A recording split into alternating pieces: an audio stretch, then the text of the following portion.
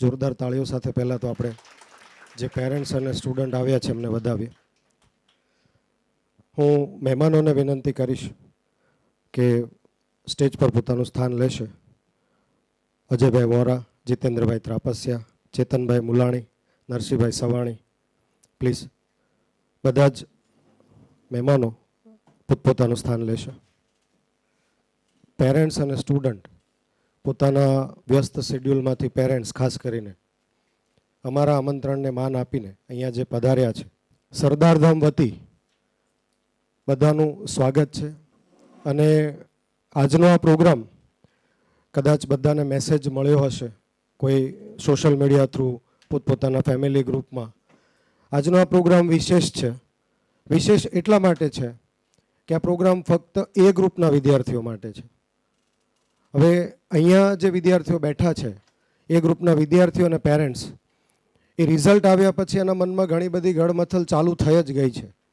કયું field select કરવું, કઈ કોલેજ સિલેક્ટ કરવી, એન્જિનિયરિંગમાં શું સિલેક્ટ કરવું. આપણા પર્સન્ટેજ આવ્યા પછી વધારે પાછું બીજી એક રિઝલ્ટ, પહેલાં એક અલગ મથામણ હતી, રિઝલ્ટ ડિક્લેર થઈ ગયા પછી એક નવી મથામણ ચાલુ થઈ. કારણ કે ઘણાને એક્સપેક્ટેડ રિઝલ્ટ મળ્યું, ઘણાને એક્સપેક્ટેડ રિઝલ્ટ ન મળ્યું. છતાં ગુજરાત સરકારે ન ભૂતો ન ભવિષ્યથી આ વખતે રિઝલ્ટ આપ્યું છે. એ સાયન્સ જગતમાં કદાચ હું નથી માનતો કે ક્યારે ભૂતકાળમાં આવું રિઝલ્ટ આવ્યું છે અને ન તો ક્યારે ભવિષ્યમાં આવું આવી શકે. તો બધા જ વિદ્યાર્થીઓને પોતપોતાના રિઝલ્ટમાં જે કાંઈ સફળતા મળી છે, એક વખત બધા વિદ્યાર્થીઓને જોરદાર તાળીઓ સાથે આપણે વધાવી લઈએ. અને સરદારધામ વતી આજે આ નમ્ર પ્રયાસ જે થયો છે, અને આ બાબતે આજે હોલની બહાર નીકળ્યા પછી હું એક વાત ખૂબ જ વિશ્વાસ સાથે કહીશ કે જે પ્રશ્નો સાથે તમે આવ્યા છો અને જે મૂંઝવણ સાથે આવ્યા છો, એની 100% ઘણી ખરી મૂંઝવણ તમારી ઓછી થઈ જશે, અથવા તો કદાચ એ મૂંઝવણ નીકળી પણ જશે. તો આ તબક્કે જે કંઈ પેરેન્ટ્સ અને વિદ્યાર્થીઓ આવ્યા છે એમનો આપણે એવો અહીંયા પ્રયાસ કરીશું કે એમના તમામ પ્રશ્નોનું સોલ્યુશન આવે. ફરીથી જોરદાર પેરેન્ટ્સ અને સ્ટુડન્ટ માટે તાળીઓ. સરદારધામ એક એવી વિચારધારા છે કે એવું સંગઠન છે કે એમના થકી સમાજના છેવાડાના માનવી સુધી શિક્ષણનો એક પ્રયાસ, સરકારી હોદ્દા ઉપર આપણા વિદ્યાર્થીઓને પહોંચાડવાનો એક પ્રયાસ, એમના માટે રહેવાની વ્યવસ્થા, એમની હોસ્ટેલની સુવિધા, એમની જીપીએસસી યુપીએસસીની પ્રિપરેશન માટેની સુવિધા.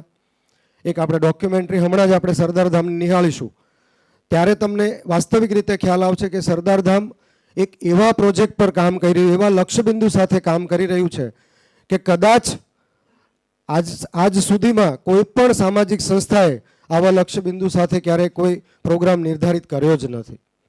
તો હું તમામ પેરેન્ટ્સ અને વિદ્યાર્થીઓને રાષ્ટ્રગાન માટે એક વખત હું પ્રોગ્રામની શરૂઆત કરીશું અને સાથે પછી આપણે ડોક્યુમેન્ટરી નિહાળીશું. બધા જ પેરેન્ટ્સને રાષ્ટ્રગાનની મર્યાદા જાળવવા માટે વિનંતી. રાષ્ટ્રગાન शुरू करेंगे. शुरू कर. जनगण मन अधिनायक जय हे भारत भाग्य विधाता, पंजाब सिंध गुजरात मराठा द्राविड उत्कल बंगा, विंध्य हिमाचल यमुना गंगा उच्चल जलधि तरंगा, तव शुभ नामे जागे तव शुभ आशीष मांगे, गाहे तव जय गाथा. जनगण मंगलदायक जय हे भारत भाग्य विधाता, जय हे जय हे जय हे जय जय जय जय हे. વંદે. હું વધારે આપણા પ્રોગ્રામ તરફ આગળ વધતા આજના જે માનવંતા મહેમાનો છે, it is our privilege to honour Ajaybhai Vora. આપણો એક ખરેખર આપણને આજે જે મહેમાન મળ્યા છે એમનું bachelor in technology RK university રાજકોટથી થયું છે. એમનું સાયબરને રિલેટેડ ગ્રેજ્યુએશનનો પ્રોગ્રામ એ આઈટી ક્ષેત્રમાં થયો છે. સાથે સાથે એમની ટેકનિકલ એટલે કે આઈટી રિલેટેડ ફર્મ છે ટેક રેડિક્સ, અને એમનો ટોટલ અનુભવ 8 વર્ષનો છે. આજના આપણા મહેમાન છે અજયભાઈ વોરા, જે તમને એ ગ્રુપની આઈટી સેક્ટરની માહિતી આપશે. ઇન્ફોર્મેશન ટેકનોલોજી સેક્ટરમાં કઈ રીતનો આખો એ સેક્ટરની મર્યાદા છે, એ સેક્ટરમાં કયા કયા નવા ઇનોવેશન છે, એ સેક્ટરમાં શું નવું થઈ શકે એમ છે, એમનું આવનારું ભવિષ્ય શું છે અને તમે એમાં શું કરી શકો એમ છો, અને એના માટે તમારી પાસે કયા પ્રકારની લાયકાત અથવા એક પ્રકારની એક રિક્વાયરમેન્ટ હોવી જોઈએ કે જેમાંથી તમે એ ક્ષેત્રમાં ખૂબ આગળ વધી શકો. એવા આજના મહેમાન અજયભાઈ વોરા, જેઓ પોતે બીટેક આરકે યુનિવર્સિટીથી કર્યું છે. એમને સાયબરને રિલેટેડ, જેમ આપણું અહીંયા સીબીઆઈ આવે એમ ત્યાં એફબીઆઈ આવે યુએસએમાં, એમના સાયબર રિલેટેડ પ્રોગ્રામમાં પણ એ પોતે ઇન્વોલ્વ છે. એ પોતે આઈટી એક્સપર્ટ છે. એમની પોતાની ફર્મ છે ટેકનો રેડિક્સ કંપની. એમને પોતાનો અનુભવ છે 8 વર્ષનો. એની સાથે સાથે બીજા એક આપણા મહેમાન છે જીતેન્દ્રભાઈ ત્રાપસિયા સાહેબ, જે પોતે સાયબર એજ્યુકેશનના ચીફ એક્ઝિક્યુટિવ ઓફિસર છે. એમનો પોતાનો એજ્યુકેશન ફિલ્ડ સાથેનો એક્સપિરિયન્સ 25 યર્સનો છે અને પોતે પ્રેસિડેન્ટ છે વરાછા ક્લાસીસ એસોસિએશનના. હું સરદારધામના જે મેમ્બરો છે નરસિંહભાઈ સવાણી સાહેબ, ચેતનભાઈ મુલાણી અને હસમુખભાઈ સિંગાળા સાહેબને વિનંતી કરીશ કે બંને મહેમાનોનું જો સ્વાગત કરશે સરદારધામ વતી. જોરદાર તાળીઓ સાથે આજના આ માનવંતા મહેમાનને આપણે વધાવીશું. પ્લીઝ બધા આગળ આવી જશો. આગળ આવી જાઓ.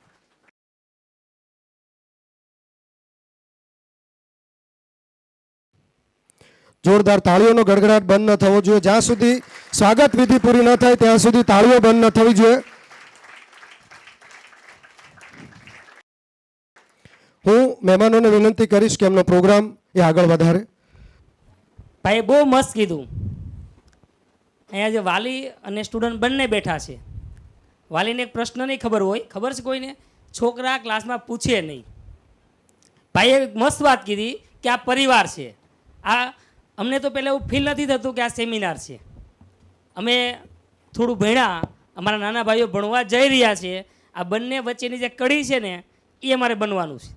એટલે અહીંયા કોઈ એક વક્તા છે જેને બહુ બધી ખબર પડે છે, અમને નથી ખબર પડતી, આવું નથી. પણ બહુ એવું ઘટના બને છે કે રસ્તો 10-15 કિલોમીટર કાપ્યા પછી ખબર પડે કે આપણે આ રસ્તે નહોતું જવાનું. એટલે ગયા એ ટાઈમ બગડે, પાછું વળવાનું એ ટાઈમ બગડે, અને પછી ઓરિજિનલ રસ્તો ગોતવાનો એ ટાઈમ બગડે. ત્યાં તો બહુ મોડું થઈ ગયું હોય. આ એવી સ્થિતિ ઊભા છીએ, રિઝલ્ટ હાથમાં છે, પર્સન્ટેજ દેખાય છે, બહુ બધા પાસે પૂછવા ગયા, ઘણી બધી પ્રકારની સલાહ આપી, પણ નક્કી નથી થતું કે કરવાનું શું. અને એટલા માટે આપણે અહીંયા મળ્યા છે. તો થોડી એક શરૂઆત કરીએ. નેક્સ્ટ ચિત્ર દેખાય છે બધાને? શાનું ચિત્ર છે? બાજ. બને તો સ્ટુડન્ટને બોલવા દેજો, પપ્પાને તો ખબર જ છે. ચાલો, આના વિશે હું બોલી શકો, તમે બોલો. આ જોયા પછી હું ફિલિંગ, કાંઈ પ્રશ્ન થાય છે, યાદ આવે છે કાંઈ આ જોયા પછી? તો આના વિશે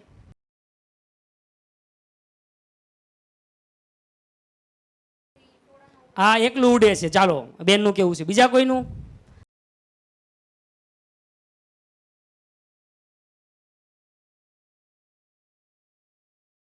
હવે એક વાત બહુ, હવે ટાઈમ નથી એટલા માટે કે કોઈ નથી ધ્યાનમાં, એ હું કહેવા જઈ રહ્યો છું કે 30 વર્ષ થાય ને આમનું, ત્યાં સુધી પહેલી વાત કે આ કોઈ દિવસ મરેલો શિકાર ખાતી નથી.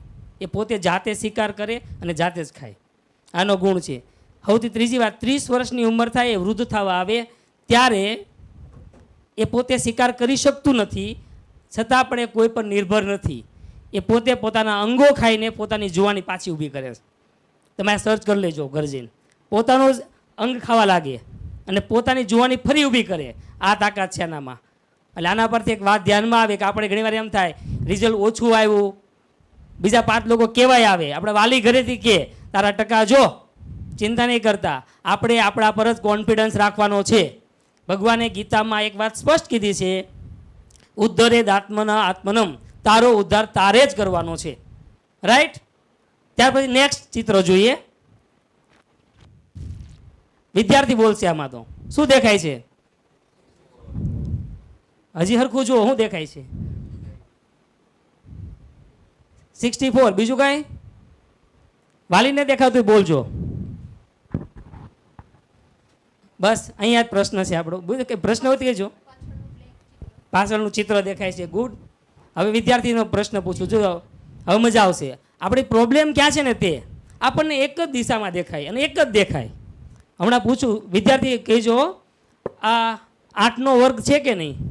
હા કે ના? આ બેકી સંખ્યા છે કે નહીં? યુગ્મ સંખ્યા. આ કોઈનો અવયવ છે કે નહીં? 4નો ઘન? હા કે ના? બોલો, અવયવી છે કે નહીં? એક 64 ને 32 એંગલથી જોઈ શકાય. કેટલી એંગલથી? આપણને ખાલી 64 દેખાય, પછી બેહી જાય. પ્રશ્ન અહીંયા જ છે. બહુ બધી, જ્યારે માણસ વિચારવા લાગે ને ત્યારે ખબર પડે કે આમાં બહુ બધી તાકાત હોય. જ્યારે આવી કોઈ પણ વાતને વિદ્યાર્થી ભણે છે ને ધ્યાનમાં જ છે, કોઈ આવીને એમ કહે કે આ છે ને 4નો ઘન છે, કોણ કે ખોટું છે? બતાવો. આપણે એ એંગલથી જોવાનું છે. નેક્સ્ટ, બોલો, ચિત્ર જોઈને શું ફિલિંગ આવે છે? બેનો બોલજો, નહીં તો એમ જ થાય અમે ગયા હતા 1.5 કલાક બેસવા. બોલજો ફટાફટ. ચિત્ર જોઈને શું લાગે છે? ડોક્ટર દેખાય છે. ઘણાને પ્રશ્ન થાય કે આ તો એ ગ્રુપનું ભણાવવા હશે કે બી ગ્રુપનું ભણાવવા આવ્યા? વાત કઈ કરવા આવ્યા છે? એ ગ્રુપ કે બી ગ્રુપ? તો મારે તમને એક જ કહેવું છે આના પરથી. અહીંયાથી અમારો સેમિનાર સ્ટાર્ટ થવાનો છે. ડૉક્ટર પાસે આપણે જઈએ, આપણે ડૉક્ટર પાસે જઈએ ને તે ડૉક્ટરને આપણે કોઈ રોગ નહીં બતાવવાનો, બોલવાનું જ નહીં, બેહવાનું આમ જ રાખીને, રાઈટ? તો ડૉક્ટર કઈ દવા આપે? નહીં આપે ને. પહેલાં આપણે શું કરવું પડશે? આપણે આપણો રોગ કેવો પડે, પાછું ડૉક્ટર બીજો પ્રશ્ન કરશે. આવું ક્યારે ક્યારે થાય છે, કેટલા વર્ષથી થાય છે, તો ડૉક્ટર પછી એના ઉપર પ્રશ્ન કરે, પછી દવા લખે, રાઈટ? અહીંયા આપણે આવ્યા છીએ ને, અહીંયા આઈઆઈટીના એક્સપર્ટ ડૉક્ટર આવેલા છે. જો મૂંગા બેસશો ને તો કોઈ દવા આપશે નહીં. તો પ્રશ્ન પૂછવાના કે નહીં પૂછવાના? પૂછવાના ને. ચાલો તો શરૂ કરીએ આપણે બધું. નેક્સ્ટ, પહેલો પ્રશ્ન છે, વોટ ઇઝ આઈટી? ચાલો ફટાફટ બોલશું. આઈટી એટલે શું? આપણે આજે સોલ્યુશન કરવા આવ્યા છીએ. માર્કેટમાં એમાં ભરાસામાં તો ડિજિટલ વેલી ને આઈટી ને બહુ બધું ચાલે છે. રેડી ને? તો આજે આઈટીને સમજીએ થોડુંક. ચાલો, આઈટી એટલે શું? હા, એ તો ફૂલ ફોર્મ બોલ્યા, ઇન્ફોર્મેશન ટેકનોલોજી, એનું ફૂલ નામ છે. ચાલો પછી એમાંય પ્રશ્ન થાય, ઇન્ફોર્મેશન એટલે શું?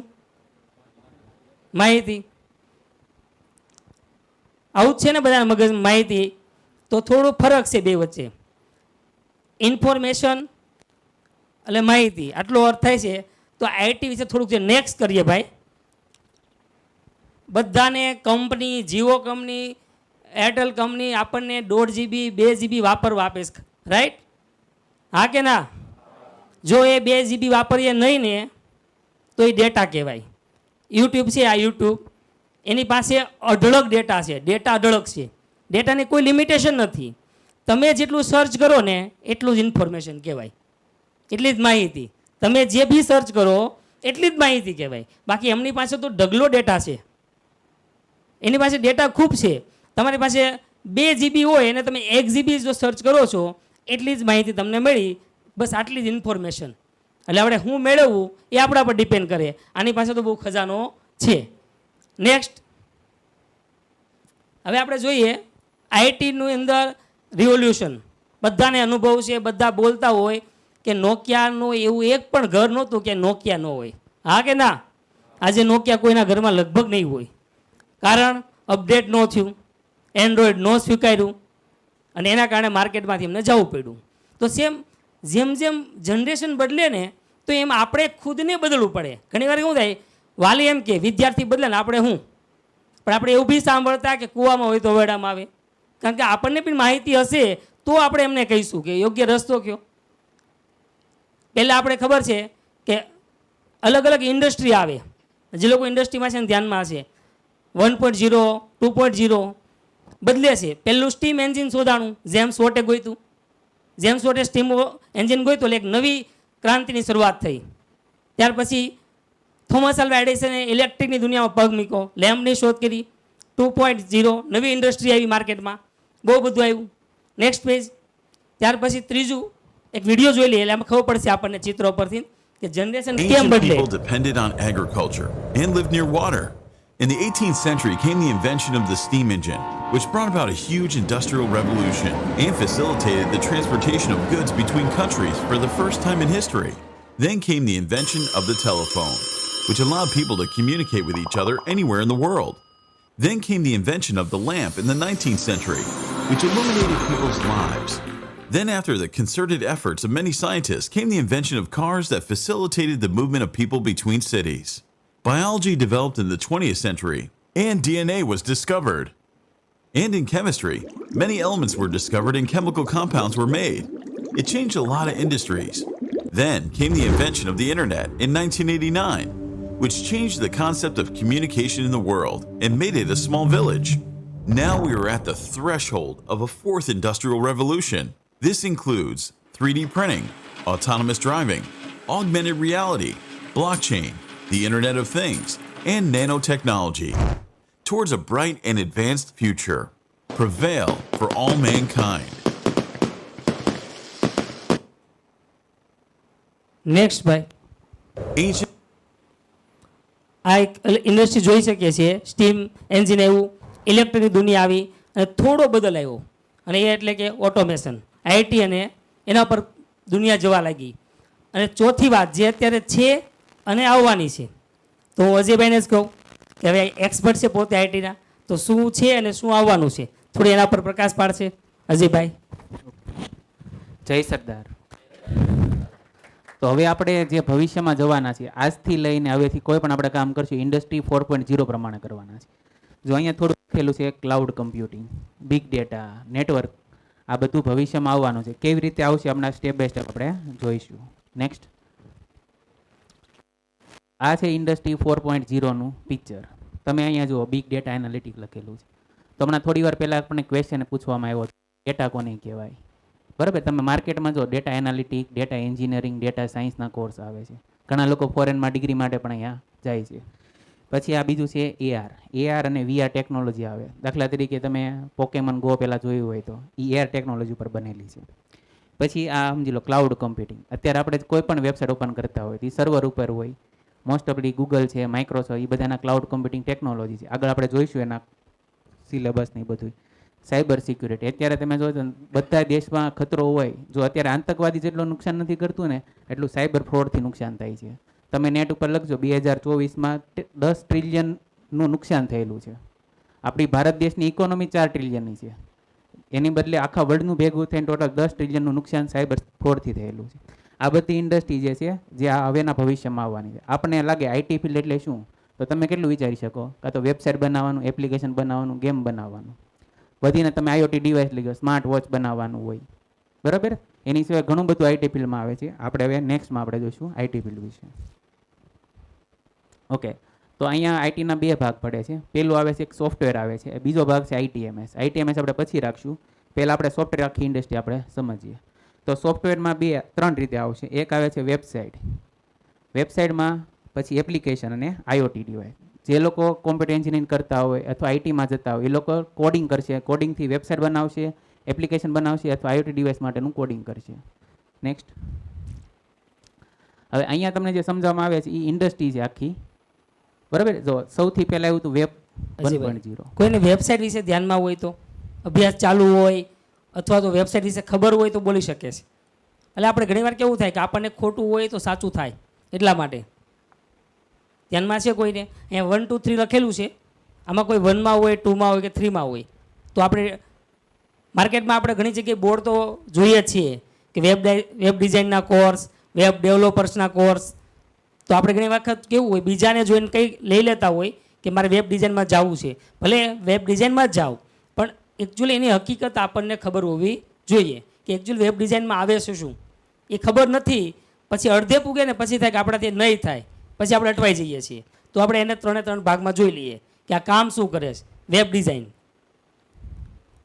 ઓકે, જો તમે બધા વિકીપીડિયા યુઝ કરેલું હોય અથવા કોઈ પણ તમે કોલેજની વેબસાઇટ ઓપન કરશો અત્યારે, એ બધી વેબસાઇટ સ્ટેટિક વેબસાઇટ. એમાં કેવું ખાલી તમે માહિતી જોઈ શકો, તમે કાંઈ માહિતી લખી નથી શકતા, ખાલી તમે રીડ કરી શકો. એને કહેવાય વેબ 1.0. બરાબર, પછી આવ્યું વેબ 2.0. અહીં લખેલું છે 1990થી 2005 સુધી વેબ 1.0. પછી આવ્યું વેબ 2.0. એમાં કેવું હોય, તમે લખી શકો. તો ફેસબુક આપણે એક્ઝામ્પલ તરીકે લઈએ, તમે એમાં લોગિન થઈ શકો, કમ્યુનિકેશન કરી શકો, એ કહેવાય વેબ 2.0. અત્યારે બધા આપણે વેબ 2.0માં છીએ અને ભવિષ્યમાં આવશે વેબ 3.0. ફોર એક્ઝામ્પલ તરીકે અત્યારે યુટ્યુબ આપણે વાપરતા એ 3.0 જેવું જ છે, પણ એક્ઝેક્ટ 3.0 નથી. એમાં મેટાવર્સ ને બધું આવશે. તમે જોયું તો અત્યારે ફેસબુકનું નામ મેટા થઈ ગયેલું છે, વોટ્સઅપ ઓપન કરો તો મેટા થઈ ગયું. મેટાવર્સ આખી અલગ જ દુનિયા છે. વેબ 2.0 અને 3.0 ની વચ્ચે આપણે યુટ્યુબને આપણે લઈ શકીએ. મેં અત્યારે યુટ્યુબ ઓપન કરી તો મેં જેટલા વિડીયો જોયા છે એવું જ મને બતાવે છે. નથી મને મરાઠીના વિડીયો બતાવતા, નથી ઉર્દુના કે કન્નડના. આપણે જેટલું સર્ચ કર્યું એવા જ આપણને વિડીયો બતાડે છે. એનું પોસિબલ રીઝન છે વેબ 3.0. બરાબર. તમે ઇન્સ્ટાગ્રામમાં રીલ ઓપન કરતા હોય, તમે જેવા વિડીયો જોતા એવું જ તમને બતાડે છે. એ છે વેબ 3.0માં. અત્યારે નહીં, પણ હવે ભવિષ્યમાં કેવું આવશે, તમારો બધો ડેટા ગૂગલ પાસે છે. આપણે કોઈ પણ એપ્લિકેશન ઓપન કરીએ તો બધો ડેટા કોની પાસે જશે? ગૂગલ પાસે. હવે સમજી લો કે હું મૂવી જોવા જતો હોય અને હું એક્શન મૂવી જોતો હોય તો ગમે ત્યારે હું સર્ચ કરીશ તો મને એક્શન મૂવીઝ બતાવશે. બધાનું સર્ચ કેવું છે? અલગ અલગ. અત્યારે આપણે કોઈ પણ સર્ચ કરીએ બધાને એક સરખું જ રિઝલ્ટ મળે છે. જ્યારે ભવિષ્યમાં કેવું હોય છે, તમારી જે પર્સનાલિટી છે એ પ્રમાણે તમને અલગ અલગ રિઝલ્ટ જોવા મળે છે. બરાબર. એ આવશે વેબ 3.0માં. દાખલા તરીકે તમારે ભવિષ્ય બનાવવાનું હોય તો અત્યારે 2.0નું થોડુંક એન્ડ જેવું ગણાય અને 3.0 હવે સ્ટાર્ટ કરે. તમને ખ્યાલ હોય બ્લોક ચેન ટેકનોલોજી આવશે, જેને એક કરવું થોડુંક અઘરું બની જાય. એ બધું કેમ આવશે? NFT લખેલું છે. આ બધું કેમ આવશે? વેબ 3.0માં આવશે. નેક્સ્ટ. તમારે કોઈ ક્વેશ્ચન હોય તો પૂછજો. બરાબર. આપણે અલગ અલગ વેબસાઇટ બનાવતા હોય. કેટલા લોકોને બિઝનેસમાં વાલીને પૂછું છું, વેબસાઇટ છે, બિઝનેસ વેબસાઇટ હોય પોતાનો બિઝનેસ વેબસાઇટ ઉપર. ચલો એક છે અહીંયા, રેડી? તો એમાં તમે બનાવ્યું હશે તે અલગ અલગ 3 પ્રકારે વેબસાઇટ હોય. એક તો આપણને ફ્રીમાં થઈ જાય, મફત બની જાય. એકમાં એક જગ્યાએ જાઓ ને તો એમ કે 7 લાખ 8 લાખ રૂપિયા થાય. એટલે આપણને પ્રશ્ન થાય કે એમાં 7-8 લાખ છે ને, મને તો લાગે મફત બનાવી દે છે. તો એ 3 પાર્ટ છે અને એનું જ આપણે જોવાનું છે કે આ 3 પાર્ટ શેના છે, કેમ ફ્રીમાં થાય છે. અજયભાઈ, જો અહીંયા મેં ખાલી બેઝિક લખેલું છે, વધારે પ્રોગ્રામિંગ સાઇડ નથી જતું કારણ કે બધા ટેકનિકલ નથી એના માટે. પણ એક પ્રોગ્રામિંગ લેંગ્વેજ આવે PHP, એક આવે છે .NET અને એક આવે છે જાવા. આ પ્રોગ્રામિંગ લેંગ્વેજ છે. તમે બધામાં વેબસાઇટ બનાવી શકો. હવે આમાં મેન કેવું છે કે પબ્લિકની જે ડિમાન્ડ હોય ને એ પ્રમાણે બધા ડેવલપર કામ કરતા હોય છે. દાખલા તરીકે PHPમાં વેબસાઇટ બનાવો, તેમાં સર્વર જે આવે લિનક્સ સર્વર વાપરો જે ફ્રીમાં મળે. ડેટાબેઝ કે જે આપણે ફેસબુકમાં અકાઉન્ટ બનાવીએ ત્યારે ID પાસવર્ડ નાખતા હોય એ ડેટાબેઝમાં સ્ટોર થાય. બીજી વાર જ્યારે આપણે લોગિન કરીએ તો ID પાસવર્ડ મેચ થાય. જો મેચ થાય તો લોગિન થાય, નકર ફેલ બતાડે એ ડેટાબેઝ. તો એ બધું તમારે કેવું હોય PHPમાં ઓછા ખર્ચામાં તમે કમ્પ્લીટ કરી શકો. એ જ વસ્તુ તમારે જો .NETમાં કરવું હોય તો વધારે ખર્ચો લાગે. અને જાવામાં કરો તો કોડ તમને ફ્રીમાં થઈ છે, પણ ડેટાબેઝ માટે તમારે ખર્ચો લાગશે. એટલે પહેલાં તમારે PHPમાં વેબસાઇટ બનાવો તો સસ્તામાં થશે, બીજા નંબરે જાવામાં બનશે, ત્રીજા નંબરે .NETમાં વેબસાઇટ બને. આવું સમજાવવાનું રીઝન એવું છે કારણ કે કસ્ટમર તમે આલો શીખી ગયા, વેબસાઇટ બનાવતા તમે શીખી ગયા, પછી તમે વેબસાઇટ કસ્ટમર પાસેથી લાવવાના ને, કસ્ટમર ફાઇન કરશો, પછી તમને વેબસાઇટ બનાવવાનો ઓર્ડર આપશે. તો તમે કસ્ટમર તમને પહેલો ક્વેશ્ચન કયો પૂછશે કે મને કેટલામાં વેબસાઇટ બને? તો સસ્તી વેબસાઇટ કેમાં બનશે? PHPમાં બનશે. જો દાખલા તરીકે કોઈ વેબસાઇટ PHPમાં બનાવો તો 20,000માં બને, એ જ વેબસાઇટ તમે જાવા બનાવો તો 50માં બને, એ જ વેબસાઇટ તમે .NETમાં બનાવો તો 1.5 લાખ રૂપિયાની બનતી હોય. કોડિંગ સેમ છે, ફંક્શન સેમ છે, તો આર્કિટેક્ચરના હિસાબે કેવું થશે? બધાનો ચાર્જ કેવો થશે? અલગ અલગ થશે. નેક્સ્ટ સ્લાઇડમાં કરજો. એટલે ક્વેશ્ચન એવો છે, કસ્ટમર તમારી પાસે આવે તો તમે એને બધું એક્સપ્લેન નથી કરવાના. કારણ કે કોઈ કસ્ટમર આવે મને કે 15, તમે એમ કહેશો 15,000માં વેબસાઇટ બનાવી, કોઈ કે 1.5 લાખમાં, કોની પાસે જશે? 15,000 પાસે જ જવાનું છે. અને આખા સુરતમાં મોસ્ટ ઓફલી જોવા જાય તો માર્કેટ કેનું રહેશે? આનું જ રહેશે. બરાબર છે. આ હું તમને ખાલી વેબસાઇટનું એક્ઝામ્પલ આપું છું. અત્યારે ઘણા બધા પ્લેટફોર્મ આવી ગયા છે, ડ્રેગ એન્ડ ડ્રોપથી વેબસાઇટ તૈયાર થાય છે. બરાબર. નેક્સ્ટ. હવે આપણે વેબસાઇટનું જોઈએ. તમારે IT ફિલ્ડમાં તમે જાઓ તો વેબસાઇટ બનાવવાની એક આવે. બરાબર. બીજું એક આપણે આવશે એપ્લિકેશન ને ગેમ બનાવવાનું. કાં તો એન્ડ્રોઈડની હશે ને કાં તો આઈફોનની હશે. કોઈને ખ્યાલ છે કે આ એન્ડ્રોઈડ અને આઈફોનમાં એપ્લિકેશન બનાવીને આપણે અર્નિંગ કેવી રીતે કરી શકીએ? કોઈ નથી ખબર? જો તમે થોડું ઇન્ટરેક્ટ કરશો ને તો અમને થોડું સમજાવવામાં એટલે આપણે વધારે સમજો કે પડશે. એપ્લિકેશન બનાવી પછી આપણે પ્લે સ્ટોર ઉપર મૂકી તો આપણને પૈસા કઈ રીતે મળે? હા, ઓકે. આપણે એડ ચાલુ કરીશું કે કેવી રીતે કરીશું?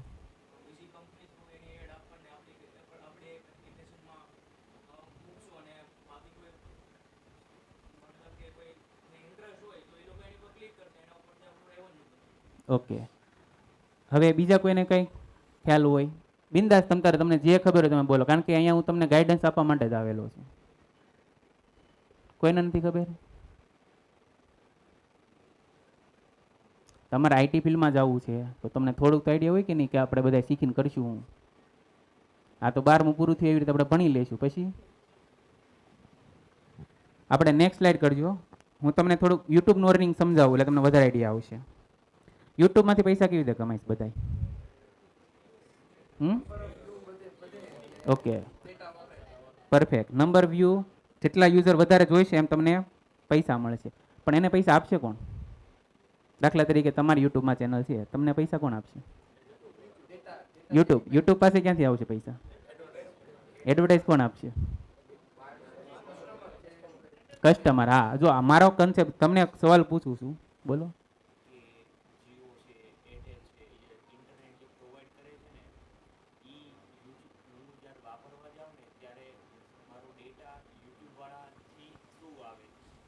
ઓકે, જીઓવાળા એને પૈસા દઈને મને એનો ડેટા વાપરવા આપે અને એનાથી મને એટલે જ્યાં એણે ડેટા મોકલો હોય ને એને યુટ્યુબ પૈસા આપી દે. એટલે મહિનામાં જે ઇન્ટરનેટ પ્રોવાઈડ કરે ને એને જે આપણે પૈસા આપી છે ને એ બધે વપરાય. ઓકે. જો હું થોડુંક તમને આનો આખું એક સિનારીઓ તમને સમજાવું એટલે વધારે. જો તમે ઘરે તમારે જીટીપીનું સેટઅપ બોક્સ હોય કે જીઓનું કોઈ પણ તમે ઇન્ટરનેટ વાપરતા હશો, 6,000 રૂપિયા 6 મહિનાના લઈ, તો તમે આજે પ્લાન લઈશો, તમને ઇન્ટરનેટ તમારો કેબલ એક નાખી દેશે. તમારો પ્લાન પૂરો થઈ ગયો, તમે આ જીઓનું વાપરતા કેન્સલ કરીને જીટીપીએલનું લેજો, એ કેબલ કાઢવા નહીં આવે, આમનામ રહેવા દેશે. જીટીપીએલનો નવો કેબલ આવશે. એનું તમે પ્લાન કેન્સલ કરી ફરી તમે જીઓનું લેશો તો જીઓવાળા નવો કેબલ નાખશે, જૂનો કેબલ એ નથી વાપરતા. કેબલ 50 રૂપિયાનું મીટર આવે. તો તમે સમજી લો કે એના સ્ટેશનથી તમારા ઘર લગી કેબલ લાવવામાં તેનો ખર્ચો લાગે કે ન લાગે? તો એ કેબલનો ખર્ચો નથી લેતા તમારી પાસે, તેને વધતું શું હોય છે? બરાબર. આખી ગેમ છે એ ડેટાની જ છે. હું તમને યુટ્યુબનું ડેટાનું જ સમજાવું. દાખલા તરીકે જીતુભાઈ છે, એને યુટ્યુબમાં ચેનલ છે, એને 1 કરોડ લોકો જોવે છે. એક્ઝામ્પલ માટે આપણે લઈએ કે યુટ્યુબમાં એક ચેનલ છે, 1 કરોડ લોકો જોવે, તો યુટ્યુબ એને રૂપિયા નથી આપવાનું. એડવર્ટાઈઝ આવશે તો પૈસા આવશે. દાખલા તરીકે આ ભાઈને બિઝનેસ છે, એક્ઝામ્પલ તરીકે સાડીનો બિઝનેસ છે, તો એ યુટ્યુબમાં તો એડવર્ટાઈઝ સારી નહીં, પણ એક્ઝામ્પલ માટે આપણે લઈએ. દાખલા તરીકે આ ભાઈ શું કરશે? ગૂગલને કહે છે કે અમારી સાડીનો બિઝનેસ છે, અમારો ટાર્ગેટ ઓડિયન્સ છે લેડીઝ, જેની ઉંમર સમજી લો કે 20 વર્ષથી લઈને 30-35 વર્ષની હોય, એને જ અમારી એડવર્ટાઈઝ બતાવવાની છે. અને એ સ્પેસિફિક રાખીએ ભાઈ આપણે જે રેન્જ છે સાડીની 300 રૂપિયાથી 500 લગીની, તો ટાર્ગેટ ઓડિયન્સમાં એવું લખશે જેની પાસે એમઆઈનો મોબાઈલ હોય, સેમસંગનો મોબાઈલ હોય, અથવા એવું લખશે જેની પાસે જીઓનું સિમ કાર્ડ. બધું તમે કેટેગરાઇઝ કરી શકો. અને પછી એવી રીતે એડવર્ટાઈઝ કોને કહે છે? યુટ્યુબને કહે છે. આવું હોય તો અમારી એડવર્ટાઈઝ બતાવજો, નકર અમારી એડવર્ટાઈઝ બતાવજો. હા નહીં. જીતુભાઈની ચેનલમાં રાજકોટથી નહીં કોઈ જોતું હોય છે, બરોડાથી નહીં જોતું હોય છે, સમજો કોઈ એને સિલેક્ટ કર્યું છે વરાછામાંથી નથી, તો કોઈ વરાછામાંથી જોતું છે ને તો જ એને એડવર્ટાઈઝ આવશે. કોઈ બોયઝ જોતું છે ને એને એડવર્ટાઈઝ આવશે નહીં, ખાલી લેડીઝ જોતી હશે તો જ એને એડવર્ટાઈઝ આવશે. આવી રીતે શું કરશે? કેટેગરાઇઝ કરશે. હવે એડવર્ટાઈઝ આવી, કોઈને નથી ઈચ્છા તો સ્કીપ થઈ જશે, અથવા અને કોઈ ક્લિક કરશે તેને ફોર્મ ફિલઅપ કરવાના આવે, ફોર્મમાં ડેટા ફિલઅપ કરશે તો સીધો ડેટા આ ભાઈ પાસે જશે અને કસ્ટમરને કોણ નહીં બોલાવી શકે. આ ભાઈને બિઝનેસ મળ્યો. હવે આ ભાઈને બિઝનેસ મળશે એટલે ગૂગલ એની પાસે ચાર્જ લેશે, ક્લિક કરશે ત્યારે. દાખલા કે 100 રૂપિયા એક્ઝામ્પલ તરીકે, તેમાંથી 10 રૂપિયા જીતુભાઈને આપે, કારણ કે એના ચેનલમાંથી એને બિઝનેસ મળ્યો છે, અને ગૂગલ 90 રૂપિયા પોતે રાખશે. આવી રીતે શું થાય? અર્નિંગનું હોય. મેં જ્યાં એકડો કીધો ને કે 100 રૂપિયા 90 રૂપિયા, એટલું બધું નથી હોતું, 10 પૈસા 9 પૈસા એવી રીતે હોય છે. પણ આવી રીતે શું કરે? અર્નિંગ કરે. જો આમાં યુટ્યુબની બેનિફિટ છે, આ ભાઈને પોતાનો બિઝનેસ મળે છે, અને આ ભાઈ એમ થાય હા આપણે 10 વિડીયો અપલોડ કરીએ તો આપણને અહીંયાથી પૈસા મળે. બીજું સ્પોન્સરશિપ આવી, તો બધાને ખ્યાલ છે, મારી એડવર્ટાઈઝ કરી તો હું જીતુભાઈ ડાયરેક્ટ મારી એડવર્ટાઈઝ કરો, એ તો કોમન મેથડ છે. પણ આવી રીતે યુટ્યુબમાંથી પૈસા કમાય, એટલો ખ્યાલ આવ્યો બધાને. હવે સેમ વસ્તુ આપણે એન્ડ્રોઈડ અને આઈફોનમાં આપણે એપ્લિકેશન બનાવે બધાય, તો બે રીતે બનાવે, કાં તો ફ્રીમાં બનાવીને મૂકશે અને કાં તો પેઇડમાં બનાવીને મૂકશે. જો પેઇડમાં બનાવીને મૂકે, ઘણી એપ્લિકેશન પેઇડ છે, તો આપણે કેટલી એપ્લિકેશન પૈસાવાળી લેવી છે? એક નહીં. ફ્રીવાળી તો બધા વાપરવી આપણે. તો ફ્રીમાંથી પૈસા કેવી રીતે કમાવા? હું એપ્લિકેશન બનાવી નાખું, પ્લે સ્ટોરમાં મૂકી દઉં, પૈસા હું કેવી રીતે કમાઈશ? તો સેમ ઇઝ કન્સેપ્ટ કેમાં લાગુ પડશે? અહીંયા કે કસ્ટમર તમે ગેમ રમતા હોય, વચ્ચે એડવર્ટાઈઝ આવે, ગેમ કોણ મૂકશે? એડવર્ટાઈઝની વચ્ચે ગૂગલવાળા મૂકશે, પણ કોઈ કસ્ટમર કહેશે અમારી મૂકો તો જ મૂકશે કે નહીં? હવે તમે ગેમ બનાવી નાખી, એડવર્ટાઈઝવાળી જ બનાવી નાખી છે, તો તમે એક જ ગેમ કેટલા સમય લગી તમારા મોબાઈલમાં રાખો છો? 1 વીક રાખશો, વધારે એડવર્ટાઈઝ આવશે તમે રિમૂવ કરી નાખશો, પછી બીજી ગેમ. તો ડેવલપર હંમેશા શું કરવું પડશે? નવી નવી ગેમો બનાવવી જ પડશે. બરાબર. સૌથી વધારે પ્રોફિટ કોણ લઈ જાય? ગૂગલ જ પાસે જાય ને બધા પૈસા મોસ્ટ ઓફલી. અને આપણે શું કરીએ? આમાં રહેવી. રિયલમાં જો નેગેટિવ નથી, બિઝનેસ માટે બનાવતા હોય ઘણા. સમજી લો કે ભાઈ ડાયમંડનો બિઝનેસ છે ને પોતાની એપ્લિકેશન બને, વેલ એન્ડ ગુડ છે, પણ ગેમ માર્કેટ જે છે એમાં કેવી રીતે અર્નિંગ આવી રીતે હોય? એક સવાલ તમને પૂછું, દાખલા ગૂગલ મેપ તો બધા વાપરે, તો ગૂગલ પૈસા ક્યાંથી કમાય? ટેલિગ્રામ બધા વાપરે, ટેલિગ્રામ પૈસા ક્યાંથી કમાય? અત્યારે એને પેઇડ સબસ્ક્રિપ્શન કરી નાખ્યું. વોટ્સઅપ છે આપણી પાસે 1 રૂપિયા ચાર્જ નથી કરતું. કેટલા સર્વરને આ જો વોટ્સઅપની વાત થાય, તમે એક વાત કહો, વોટ્સઅપમાં ટોટલ 40 એન્જિનિયર છે હાલમાં. આખી વોટ્સઅપ કવડી મોટી છે, 40 એન્જિનિયર છે. એમાંથી ડેવલપર કેટલા છે? 2 ડેવલપર છે, 2 ડિઝાઇનર છે. બાકીના જે 36 વધ્યા છે એ બધા કેવા છે? સર્વર એડમિન છે. એટલું બધું ડેટા આવે ને એ મેનેજ કેવી રીતે કરવો એના માટેના માણસો રાખેલા, સિક્યુરિટી માટેના માણસો રાખેલા છે. બરાબર. ફેસબુકમાં કેટલા એમ્પ્લોય કામ કરતા હશે? તો કોમન વસ્તુ છે. તમે આઈટી ફિલ્ડમાં જતા હોય થોડુંક તમને ખ્યાલ હોવો જોઈએ આઈટી ફિલ્ડમાં કેવી રીતે કામ થાય છે. હું ગાઈડન્સ ગમે એટલું આપીશ, તમે યુટ્યુબમાં વિડીયો જોશો તમને બધું મળશે જ તે. હંમેશ પડી પણ થોડું તમારી ફિલ્ડમાં જે ફિલ્ડ આપણે અહીંથી રાજકોટ જવું હોય કે અમદાવાદ જવું હોય તો આપણે નક્કી કરીને આપણે અમદાવાદ કેવી રીતે પહોંચીએ. એમ તમારી ફિલ્ડમાં શું હોવું જોઈએ? એક તમારે ગાઈડન્સ તો તમારે પાસે હોવું જ જોઈએ, રોડ મેપ કે મારે અહીં પહોંચવું. તો ફેસબુક તમે વાપરો જ છો તો ખબર તો હોય છે ને કેવી રીતે કામ કરી. પડી હંમેશ? આ હંમેશ પડી ગઈ? આ જે મેં આખું સમજાવ્યું ને આઈટીનો એક ભાગ હતો. આખું આઈટીનું 10% હતું. અને તમને મારા ખ્યાલથી એટલું ખ્યાલ હશે અત્યારે સુરતના માર્કેટ પ્રમાણે જોવા જાવ તો હજી 90% આઈટી આપણે સમજવાનું બાકી છે. હવે જે સમજાવ્યું છે આખું રિયલ આઈટી છે. બરાબર. નેક્સ્ટ હવે આપણે જોઈશું હાવ આઈટી વર્ક, આઈટી કેવી રીતે કામ કરે. નેક્સ્ટ જો આનું કોઈ નામ નથી પણ આવી રીતે આપણે નામ આપેલું છે ઇન્ફોર્મેશન ટેકનોલોજી મેનેજમેન્ટ અને સર્વિસ. ઇન્ફોર્મેશન જે છે આખું એને મેનેજ કેવી રીતે કરવું અને એમાંથી સર્વિસથી આપણે અર્નિંગ કેવી રીતે કરવું આખું એનું આવશે. નેક્સ્ટ આ તો તમે ફોટો જોયો હશે, સર્વરનો ફોટો છે. સર્વર કોને કહેવાય? ડેટા સ્ટોર થાય. સર્વર છે ને માઇક્રોસોફ્ટ કંપનીના આવે અને લિનક્સ કંપનીના, બે કંપનીના આવે. લિનક્સ જે આવે એ બધું ફ્રીમાં આપે, એટલે ઓપરેટિંગ સિસ્ટમ ફ્રીમાં મળે. પછી હાર્ડવેરમાં તમારે ઇન્સ્ટોલ કરવાનું, પછી તમારે એનો યુઝ કરવાનો હોય. આપણે જોતા બધા વેબસાઇટ બનાવે, ગેમ બનાવે, એપ્લિકેશન બનાવે, બધા મૂકે છે એના ઉપર, સર્વર ઉપર જ મૂકે. તમે બેંકમાં જો ઘણી વાર કે સર બેંકનું સર્વર ડાઉન છે, બરાબર કે નહીં, રેલવેનું સિસ્ટમ ડાઉન છે, એ બધું કેવું હોય આના ઉપર. હમણાં જો 10માં 12માં રિઝલ્ટ આવે સર્વર કેવાથી જાય? ડાઉન. ફેસબુક ક્યારે ડાઉન ગયું? આમ જાય ક્યારે પણ રોજ તો નથી જતું ને. યુટ્યુબ ડાઉન ગયું ક્યારે? એ લોકો કેવી રીતે કામ કરતા હશે? તો સાયબર આપણે સર્વરનું એક આખું પ્લેટફોર્મ આવે. આપણે કેમ વેબ ડિઝાઇનિંગ આવે, ડેવલપમેન્ટ, આખું સર્વરનું આવે, સિસ્ટમ એડમિન તરીકેનું કહેવાય. તમારે લખવું હોય તો લખી નાખો, સિસ્ટમ એડમિનનું હોતે ને જોબ આવે. અને જે આપણે કહેતા હોય આઈઆઈટી બોમ્બેમાં ભણેલા કરોડના પેકેજ મળે છે, એ બધા ભણેલા હોય. આ સમજી પડે? હું વેબ ડિઝાઇનિંગ ભણીશ તો મેક્સિમમ કેટલો પગાર મળતો? મળે, હા મળે છે એવું નથી, પણ એટલો બધો બધાને નથી મળતો. કારણ કે એવા માર્કેટમાં આવે. સમજી લો કોઈ કોલેજ લઈ લો, એનો સિલેબસ તમે જુઓ તો ગૂગલને એના માણસો જોતા જ છે, માઇક્રોસોફ્ટને સારા સ્ટુડન્ટ જોતા જ છે, પણ કોલેજમાં ભણતા હોય હું વેબ ડિઝાઇનિંગ, ડેવલપમેન્ટ, એન્ડ્રોઇડ એ બધું. તો ગૂગલને થોડી એની જરૂર છે. એને કેવા માણસની જરૂર છે? જે સિસ્ટમ એડમિનનું કામ કરે, એને ડેટાને મેનેજ કરવા માટેની જરૂર છે. ખ્યાલ આવે છે? આપણા સુરતમાં ઘણી બધી યુનિવર્સિટી, દાખલા તરીકે ભગવાન માર યુનિવર્સિટી છે, પીપી સવાણી આ વખતે પ્લાનિંગ કરે છે, ઉકા તરસાડ યુનિવર્સિટી છે, એમાં બધું કોર્સ કરાવવામાં આવે છે સિસ્ટમ એડમિનનું. બરાબર. અને સારી યુનિવર્સિટી લ્યો તો રક્ષા શક્તિ યુનિવર્સિટી છે, ગાંધીનગર, નેશનલ ફોરેન્સિક યુનિવર્સિટી છે. આ બધામાં સર્વરનું ને બધું શીખવવામાં આવે છે. બરાબર. એક તમારે કરિયર ગાઈડન્સ તરીકે જોવું હોય તમે ભવિષ્યમાં બનાવી દો. દિવસે ને દિવસે ઇન્ટરનેટ વધે છે. જો પહેલાં આપણે મોબાઈલમાં બધી વસ્તુ સ્ટોર રાખતા, અમારે મૂવી જોતું તો બીજાને ટ્રાન્સફર મારતો. હવે કોઈ કરે છે એવું? ડાઉનલોડ કરી જોઈને ડિલીટ મારી દે. પહેલાં બધું ટ્રાન્સફર ને બધું કરતા. અત્યારે ઇન્ટરનેટ 1.5 GB રોજનું ફ્રીમાં મળે તો આપણે નેટ બંધ નથી કરતા. પહેલાં આપણે 48 રૂપિયામાં આપણે જીબી આપતું તો આપણે બંધ કરીને ચાલુ કરતા. બરાબર કે નહીં? આ ખાવું સર્વરનું છે. આની ઘણી બધી જોબે મળે છે. મેં ખાલી 1-2 સ્ક્રીનશોટ લીધેલા છે, તમને અત્યારે બતાવું. તમે નેટ ઉપર લખશો અત્યારે nokri.com 40-45 હજાર વેકેન્સી હાલમાં છે. બરાબર છે? એવું લાગે તમે આ વેબસાઇટમાં જાઓ, nokri.com મારી વેબસાઇટ નથી, પબ્લિકલી જ છે. ફેક રિઝ્યુમ બનાવો અને અપલોડ કરો, જુઓ માર્કેટમાં કેટલી ડિમાન્ડ છે. પડી એમ કેટલો તમને પે સ્કેલ આપે છે, ડિગ્રીની માંગ છે કે નથી, તમને ઓટોમેટિક બધો ખ્યાલ આવશે. એક તમને કાંઈ નથી આવડતું, કાંઈ ફેક રિઝ્યુમ બનાવીને અપલોડ કરો. બરાબર. બીજો ક્વેશ્ચન આવે, જો અજયભાઈ કીધું ને એમ બધાને પ્રશ્ન કયો હતો કે આઈટીમાં હવે આપણે સાંભળતા હવે ભાંગી ગયું બધું, પણ આઈટી જે પહેલું સમજ્યા ને વેબ ડિઝાઇન, એપ્લિકેશન, એ તો 10% છે.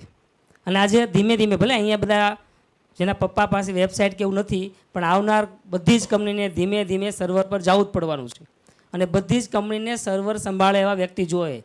કારણ કે આપણે ખબર છે કે સર્વર બંધ થઈ ગયું, આપણે બેંકવાળા કેમ ના પાડે કે આજે નહીં મેળાવે, કારણ કે સર્વર ડાઉન છે. સર્વર બંધ, વ્યક્તિ બેઠો છે, બધું જ છે, પણ સર્વર ડાઉન છે, એટલે કોઈ કામ થતા નથી. કોઈ પણ કંપનીમાં જાઓ, કંપનીનું સર્વર ડાઉન થાય ઓર્ડર પડે નહીં. તો બધી કંપનીને આપણે જે સોફ્ટવેર બનાવીને મૂકવાનો ક્યાં? સર્વર ઉપર. તો સર્વરની અંદર કામ જોબ હોય એવી ઢગલો જોબ છે. એટલે ભાઈનું એવું કહેવું હતું કે આપણે એક ફેક બનાવવું આપણું પોતાનું કે ભાઈ હું આઈટીમાં ભણેલો છું અને કોઈ પણ કંપનીને તમે એપ્લાય કરજો, એટલે તરત બીજે દિવસે ફોન આવશે કે તમે રિઝ્યુમ લઈને આવો, અમને ઇન્ટરવ્યૂ આપો, અમારે જરૂર જ છે. આપણે શું કહીએ, આઈટીમાં હવે ક્યાંય જગ્યા જ નથી, આવું કોઈ રાખતું જ નથી. પણ આપણે એક લિમિટેશનમાં વિચારતા હોય. બહુ બધી જગ્યા છે વર્લ્ડમાં, બધી જગ્યાએ જગ્યા છે જ, પણ આપણે એવું, અને જેમ જેમ આગળ દુનિયા જાય ને એમ સર્વરની અંદર વધારો થવાનો જ છે, સર્વર કંઈ ઘટવાનું નથી. તો જો સર્વર વિશે બહુ બધું ડીપમાં ભણવાનું આવે, એના વિશે જ્યારે પણ ટાઈમ મળે તો અજયભાઈનો કોન્ટેક્ટ કરજો. નેક્સ્ટ બીજો ટોપિક જોઈએ આપણે. આપણે બેંકમાં જઈએ 3 વાર ખોટો પાસવર્ડ મારી અકાઉન્ટ લોક થઈ જાય, એ બધું સર્વરથી પોસિબલ થાય. બરાબર. હવે આપણે નેક્સ્ટ જોઈએ હાવ ઇન્ટરનેટ વર્ક. કોઈને ખ્યાલ છે ઇન્ટરનેટ કેવી રીતે કામ કરે એમ?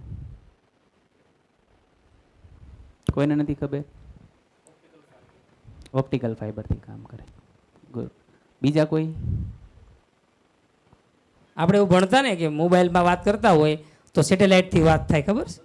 આવું શક્ય બને ને આવું બધું, કે આપણે વાત કરીએ અમેરિકા વાત કરીએ છીએ તો આપણે શું કે સેટેલાઇટથી વાત થાય, પણ આવું શક્ય નથી. જો હું થોડુંક તમને, તમે જે ભણ્યા છે એની સાઈડ લઈ જઈને પછી તમને એક્સપ્લેન કરું. તમારે બધા એમાં મને વધારે યાદ નથી, પણ આપણે પ્રિઝમનો એક પ્રયોગ આવતો. કિરણ પસાર કરવામાં 7 રંગોમાં વિભાજન થાય. જાની પાલ શું આવતું? હા, બરાબર. હવે એ જ કન્સેપ્ટમાં એવું આવતું, ઇન્જેક્શન એક મારતા અને એ પ્રકાશ બહાર ન જાય એના માટે અંદર ને અંદર એવું પ્લાનિંગ કરતા. બરાબર. એટલે સૂર્ય આપણે શું કહેવાય ડાયમંડની જેમ સલ, એ જ કન્સેપ્ટનો યુઝ કરીને બનેલું છે ઓપ્ટિકલ ફાઈબર. ઓપ્ટિકલ ફાઈબરમાં જે કેબલ હોય ને એમાં એ જ લિક્વિડ નાખેલું હોય, એટલે પ્રકાશની સ્પીડથી પ્રસાર થાય. આપણે જો આપણે ફેસ જો નેક્સ્ટ સ્લાઇડ કરો એટલે તમને બતાડવામાં સબમરીન કેબલ મેપ છે. આ દરિયામાં કેબલ પાથરેલા છે. બરાબર. આપણને એમ લાગે આપણે ફોન પર વાત કરીએ બધું કેવું છે વાયરલેસ, પણ વાયરલેસ નથી, વાયરવાળું જ છે બધું. અહીંયા રહ્યું આપણું ઇન્ડિયા. આપણે એને ઝૂમ કરીએ.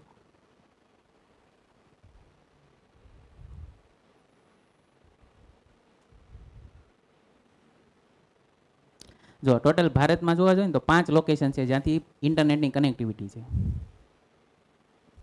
ઓકે, આપણો ઇન્ડિયાનો નકશો છે. આપણને એવું લાગે કે આપણે મોબાઈલથી જે વાત થાય ને ટાવર સુધી જાય, ટાવરથી એક્સચેન્જ ઓફિસમાં જાય, ત્યાંથી આપણું મુંબઈ, અને એવી રીતે આપણા 5 કનેક્શન ઇન્ડિયામાં છે, અને એ ફાઈબર કેબલથી કોઈ પણ દેશ સુધી એ વાત પહોંચે. આપણે ભણવામાં આવતું સૂર્યપ્રકાશ, આપણે પ્રકાશની સ્પીડ કેટલી હોય? 3.9 10⁸8. એટલે કેટલા કિલોમીટર થશે? 3.8 ની પાછળ 8 મિનિટ લગાડી દેવાના. 1 સેકન્ડની અંદર એટલા કિલોમીટર કાપી નાખે. બરાબર. એટલે જ આપણે ફેસબુક લખીને એન્ટર મારીએ તરત આપણે ફેસબુકની વેબસાઇટ આપણે ઓપન થાય છે. એનું કારણ કયું છે? Optical fibre. બરાબર. આનું એક મોટું નેટવર્ક છે. આ જે બધા વપરાય ને એમાં ડિવાઇસ વપરાય, રાઉટર વપરાય, સ્વિચ વપરાય. મોસ્ટ ઓફલી જોવા જાય તો 90% કઈ કંપનીના વપરાતા છે? સિસ્કો કંપનીના. તમારા ઘરે જીટીપીનું સેટઅપ બોક્સ છે ને એની ઉપર સિસ્કો જ લખેલું હોય છે. આપણે ફોન પર વાત કરીએ તો હું તમને ફોન કરું, તમને કેમ ફોન લાગે, બીજાને કેમ નથી લાગતો? એના માટે રાઉટિંગ ટેબલ ને બધું સેટ કરેલું હોય.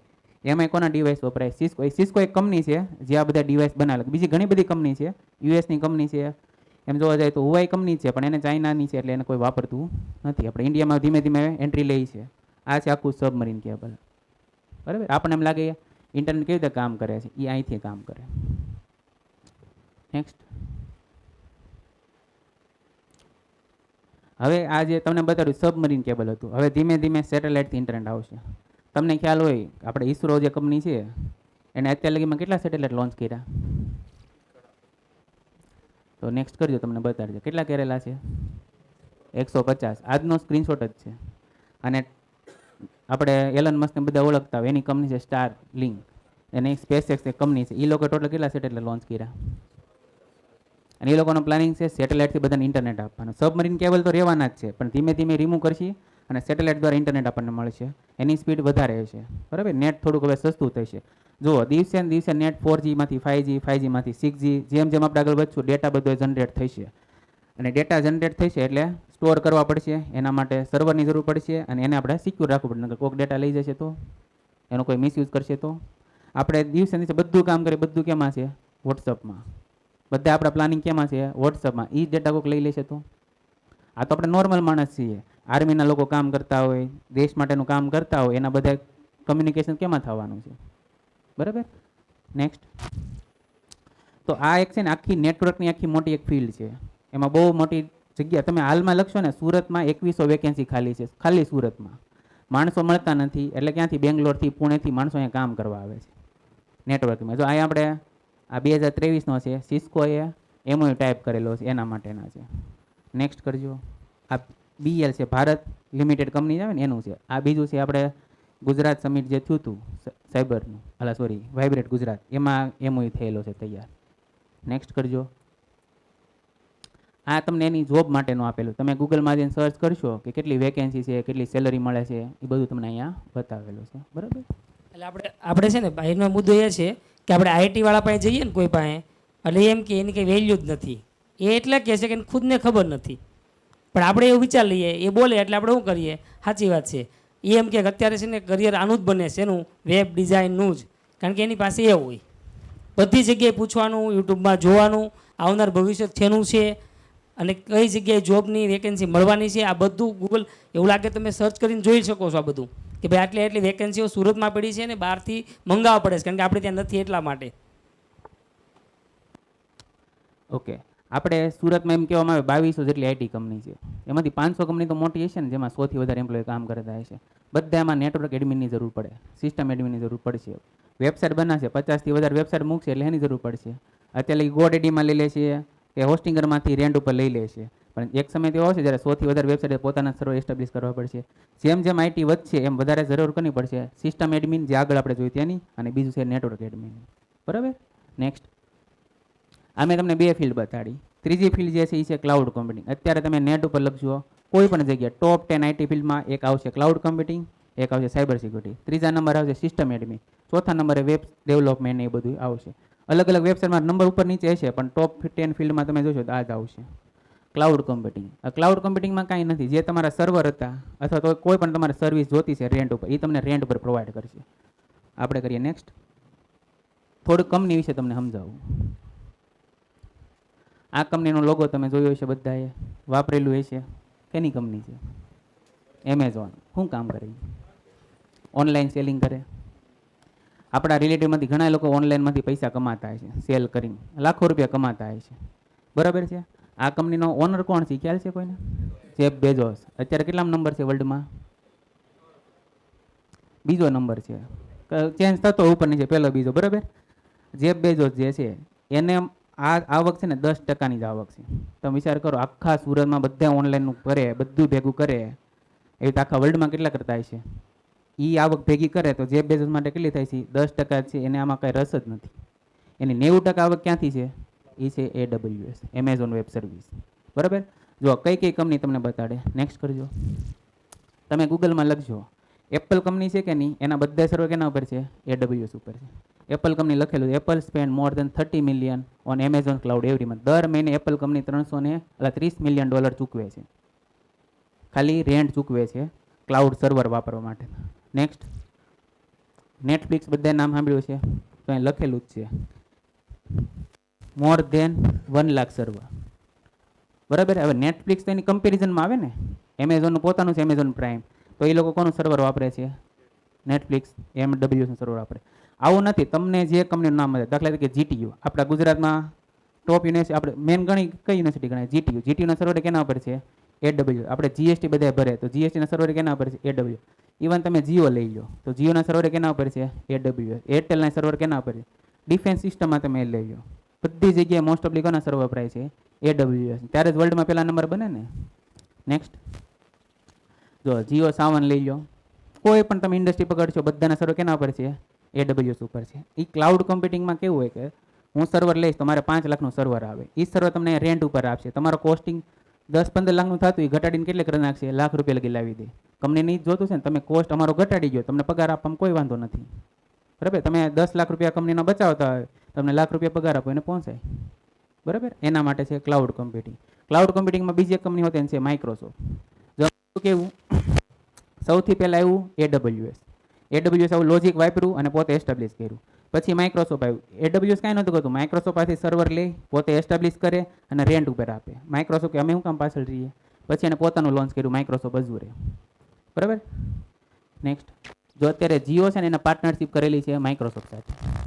ઇન્ડિયામાં હવે જેટલી જગ્યાએ જીઓ વાપરતા છે, બરાબર, તમે જોજો જીઓના સબસ્ક્રિપ્શન લેશો ને તો તમારે માઇક્રોસોફ્ટ આવશે જ, તે અઝુરે આવશે, ઓફિસ 365 આવશે. નેક્સ્ટ. અને એવી જ એક કંપની છે ગૂગલ ક્લાઉડ. બરાબર. GCP કહેવાય. યુટ્યુબ ને બધું જે સર્વર છે એ બધા કેના પર છે? જીસીબી ઉપર છે. તમારે કરિયર ક્લાઉડમાં બનાવવું હોય તો તમે ક્લાઉડ કોમ્પ્યુટિંગ શીખીને પણ તમે કરિયર બનાવી શકો. તમે યુટ્યુબમાં લખશો તો આના ઘણા બધા ફ્રી વિડીયો મૂકેલા છે, બરાબર. અને માઇક્રોસોફ્ટની ઓફિશિયલ વેબસાઇટમાં પ્રોપર ડોક્યુમેન્ટ તમને આપેલા છે કેવી રીતે તમારે લર્નિંગ કરવું, બરાબર. આ સૌથી ઇઝી મસ્ત છે, પણ આપણે ખ્યાલ ન હોય એટલે આપણામાં કંઈ રસ ન લેતા હોય, બરાબર. નેક્સ્ટ, આ આપણને જોબનું આપેલું છે, કેટલી વેકેન્સી હોય, કેટલી સેલરી મળે છે એના માટેનું છે, બરાબર. આપણે 3 વસ્તુ આપણે જોયું. જે પહેલાં આપણે આઈટી હતું સોફ્ટવેરમાં, એની સિવાયનું આપણે 3 વસ્તુ જોયું આઈટીએમએસમાં. કયા કયા આપણે જોયા? કોને યાદ છે?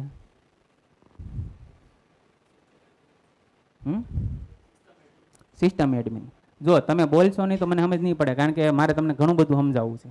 પણ તમે રિસ્પોન્સ નહીં આપો તો મને શું થાય કે આ કાંઈ નહીં, આજનું જે ટોપિક છે એ પૂરો કરીને આપણે વયા જઈએ, બરાબર. તમારે કોઈ પણ ક્વેશ્ચન હોય તમે પૂછશો તો મને વધારે આઈડિયા આવશે. બીજો આપણે કયો ટોપિક શીખા?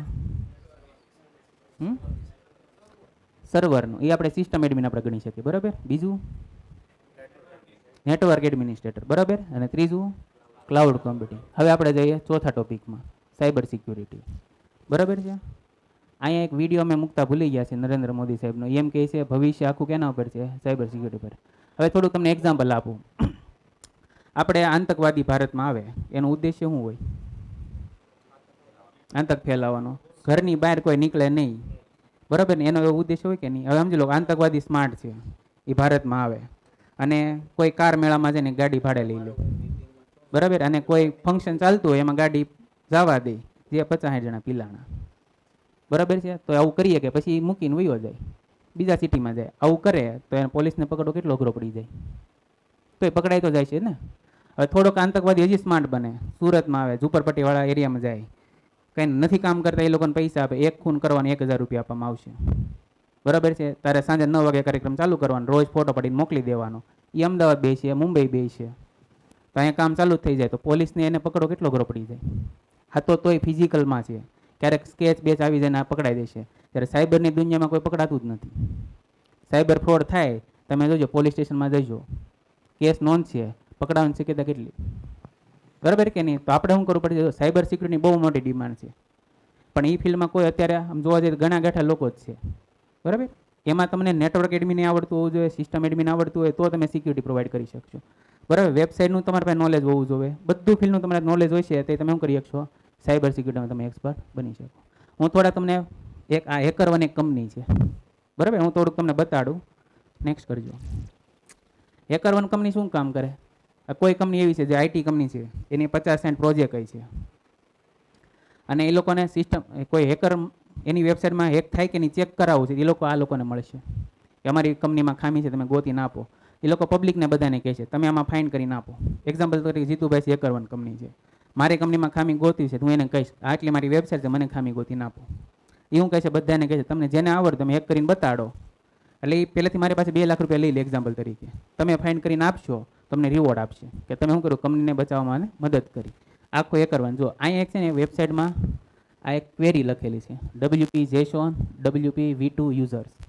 એના મદદથી તમે કોઈ પણ વેબસાઇટ હોય એમાં લોગિન કરવાનું તો યુઝર નેમને પાસવર્ડ જોઈએ, તો આ યુઝરની માહિતી ડિસ્ક્લોઝ કરી દે કે આટલા યુઝર નેમ છે. આવી માહિતી ફાઇન્ડ કરી છે આ જે કંપની છે એને, બરાબર. એને $50 આપેલા છે. આ 5 જ મિનિટમાં થાય, બધી કોલેજની વેબસાઇટમાં થશે, બરાબર. એક્ઝામ્પલ દાખલા કે સાસિતમાં થશે, ઉકા તસડેમાં થશે, ઘણી વેબસાઇટમાં તમે શું કરી શકશો? આવું ફાઇન કરી શકો. રિપોર્ટ કરો તમને બગ બાઉન્ટીના પૈસા મળે. હું તમને નાસામાં તમને બતાડું. નાસામાં વેલિબિલિટી છે,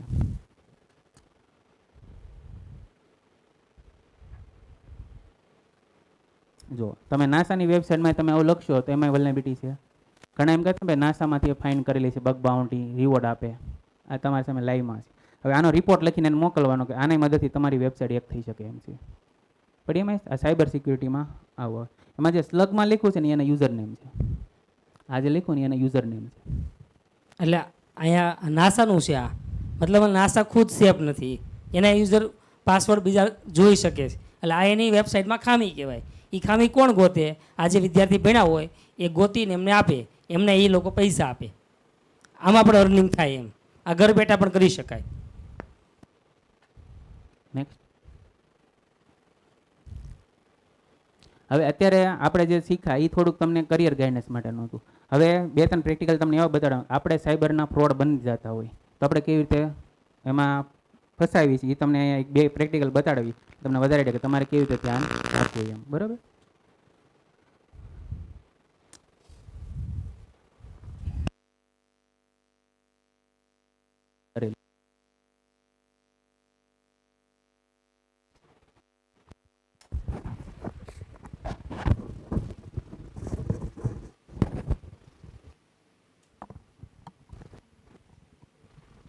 સેલ પૂરો થયો.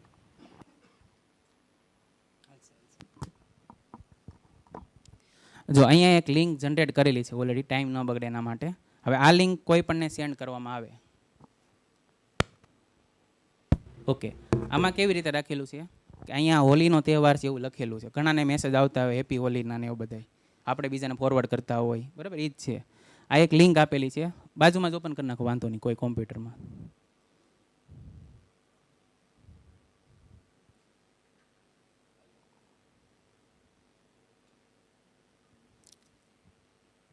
આ તો ઇન્સ્ટાગ્રામનો ઓલામાં દઈશું.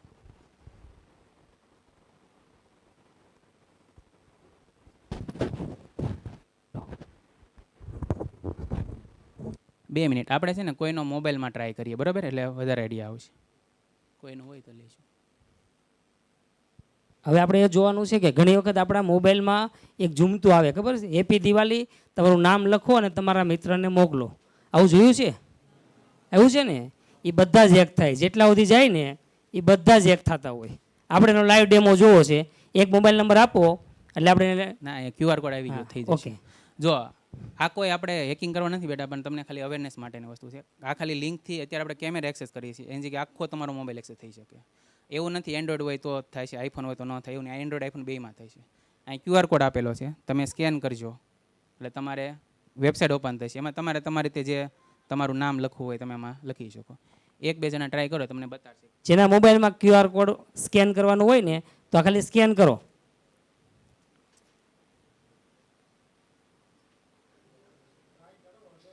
હા, ખાલી અમે આજે એક કેમેરા મોબાઈલ આખો નહીં થાય, ખાલી એક ફોટાવાળું જ મૂક્યું છે.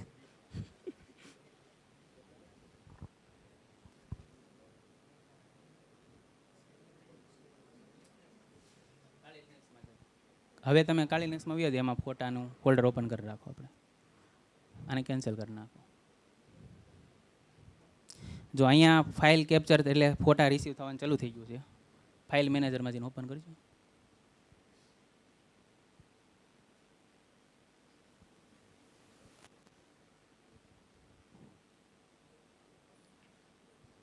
ફિશમાં છે એમાં નહીં, બેગ ફિશમાં જો અહીંયા બધાના ફોટા પડે છે. જેને જેને સ્કેન કર્યું એના ફોટા અહીંયા આવે છે. જોજો તમે છો કે ને હાજર રેડી ભાઈ આવે છે ને અહીંયા. અને તમે હજી કોઈને આગળ ફોરવર્ડ કરશો, વોટ્સઅપમાં નીચે ઓપ્શન આવે છે ફોરવર્ડ, જેટલાને ફોરવર્ડ કરશો બધાના ફોટા પડશે.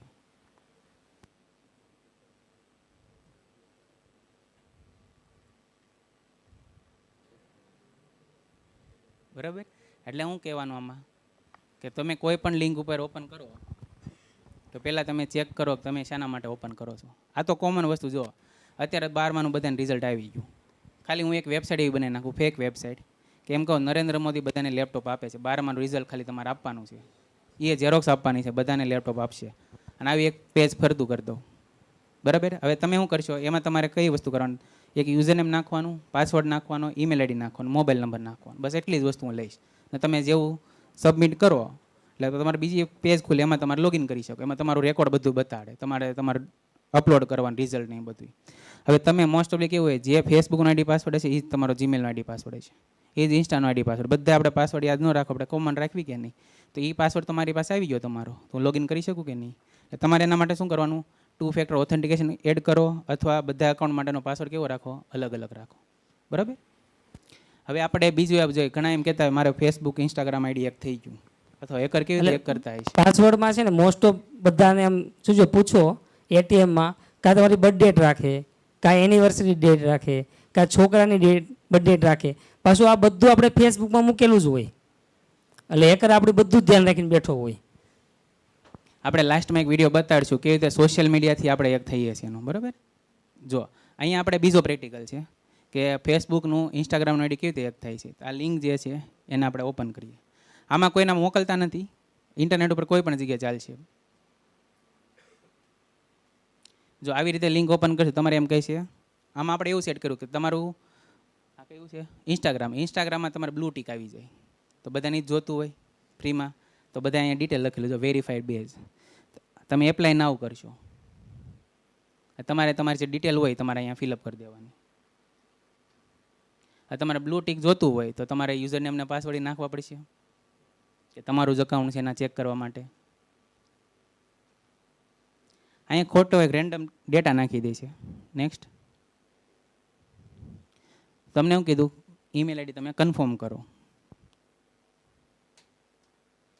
તમારે અહીંયા તમારે ડેટા નાખી દો.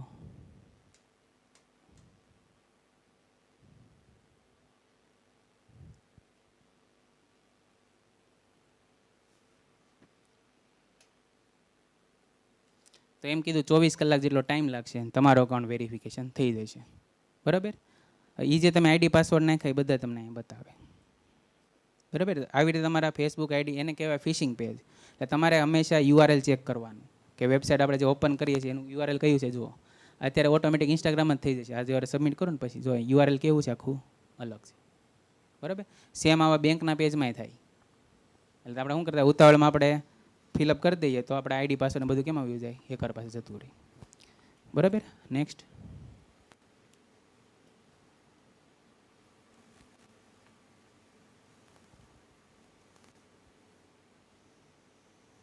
Okay.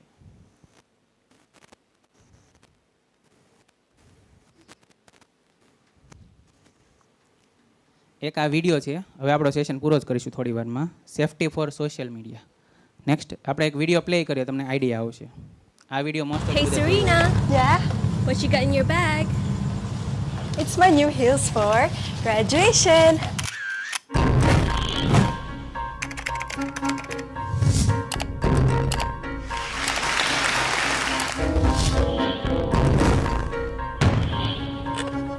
Good morning, guys. Guess what day it is? It's my birthday.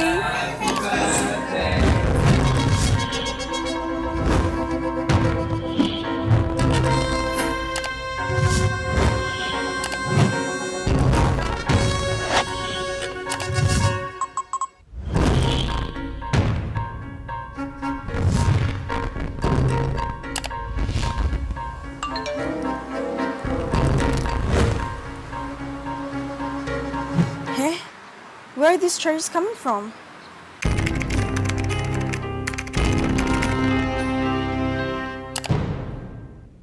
સમજ પડી? આપણે બધી ડિટેલ સોશિયલ મીડિયામાં મૂકતા હોય તો કોક એનું ઓએસઆઈટી કરીને બધું ડિટેલ લઈને તમારું હેક કરી શકે. બરાબર. હવે આપણે લાસ્ટમાં આગળ વધીએ. એક નેક્સ્ટ કરજો. એક તમને હું સ્ટોરી કહું. બરાબર. આપણે સરે તો પહેલાં એક આપણને ઈગલની વાત કરી હતી. આ એક પક્ષી છે, એનું નામ નીચે લખેલું જ છે સીગલ. કેટલા નાના વિશે ખ્યાલ છે? બરાબર.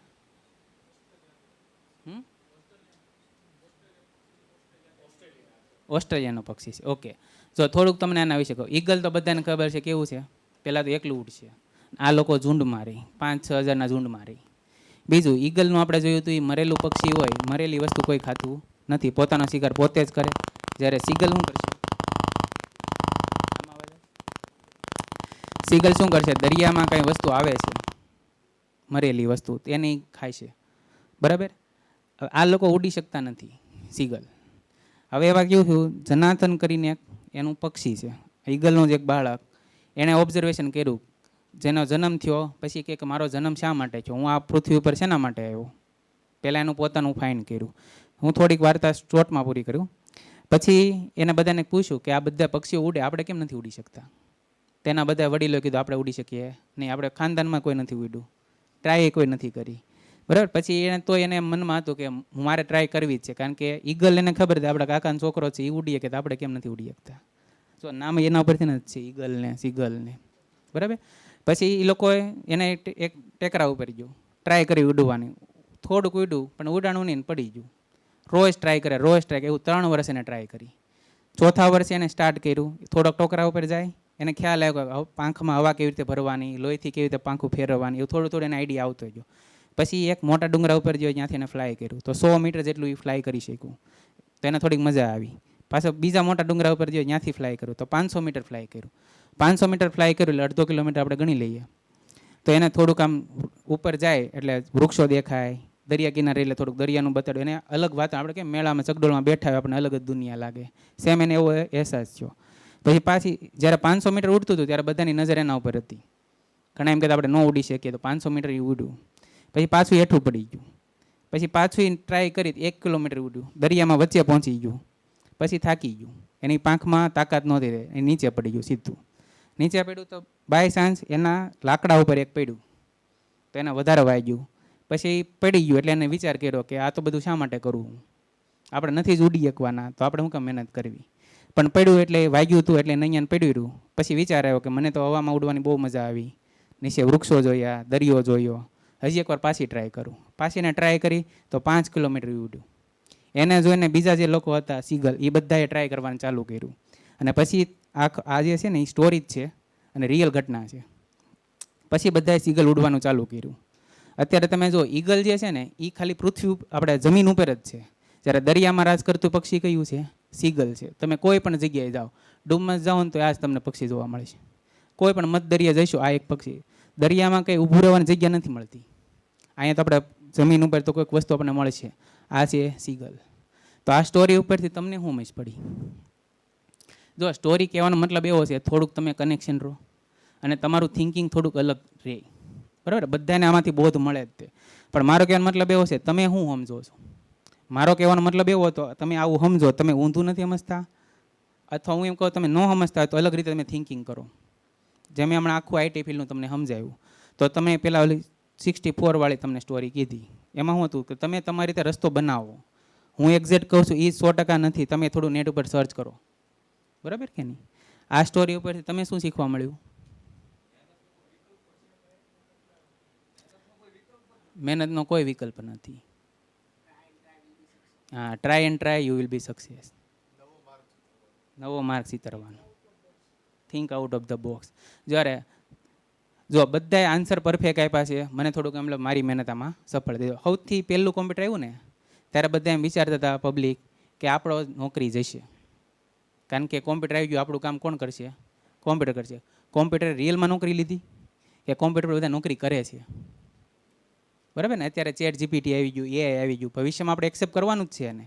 પણ આપણે શું લાગે એઆઈથી આપણી જોબ જશે નહીં, તમને એવા તૈયાર કરશે, એનાથી તમે જે અર્નિંગ કરી શકો. આપણી ડિજિટલ ક્રાંતિ થઈ છે. ખ્યાલ આવે છે? હંમેશા આપણે કેવું રહેવાનું? બહુ પોઝિટિવ. આમાં શું રહ્યું? એ પોઝિટિવ રહ્યું ને, બરાબર? અને તરત કોઈ પણ આપણે ના પડે તો આપણે થાકી નથી જવાનું, આપણે મહેનત કરવાની છે, બરાબર? નેક્સ્ટ આપણે જે એટલું શીખા, તો દાખલા તરીકે તમે જોબ કરવાનું આવે, એક્ઝામ્પલ તરીકે આ બધી પોઝિશનમાં, તો તમે કઈ કઈ પોઝિશન પર જોબ કરી શકો અને આ બધાની કેટલી સેલરી મળે, તમે થોડુંક આ એક ફોટો પાડી દો બધાય, અને ઘરે જઈને થોડું તમે રિસર્ચ કરજો, એટલે તમને આ વધારે આઈડિયા આવશે કેટલું માર્કેટમાં. આપણે જે માર્કેટમાં સાંભળીએ છીએ ને 9% છે, અને 90% શું છે ને આ છે. આપણે કહીએ જોબ નથી, જોબ ઢગલો છે, પણ એના એક્સપર્ટ નથી. આ બધી જોબની જગ્યાઓ છે. ભાઈ અને જીતેન્દ્રભાઈ માટે જોરદાર તાળીઓ.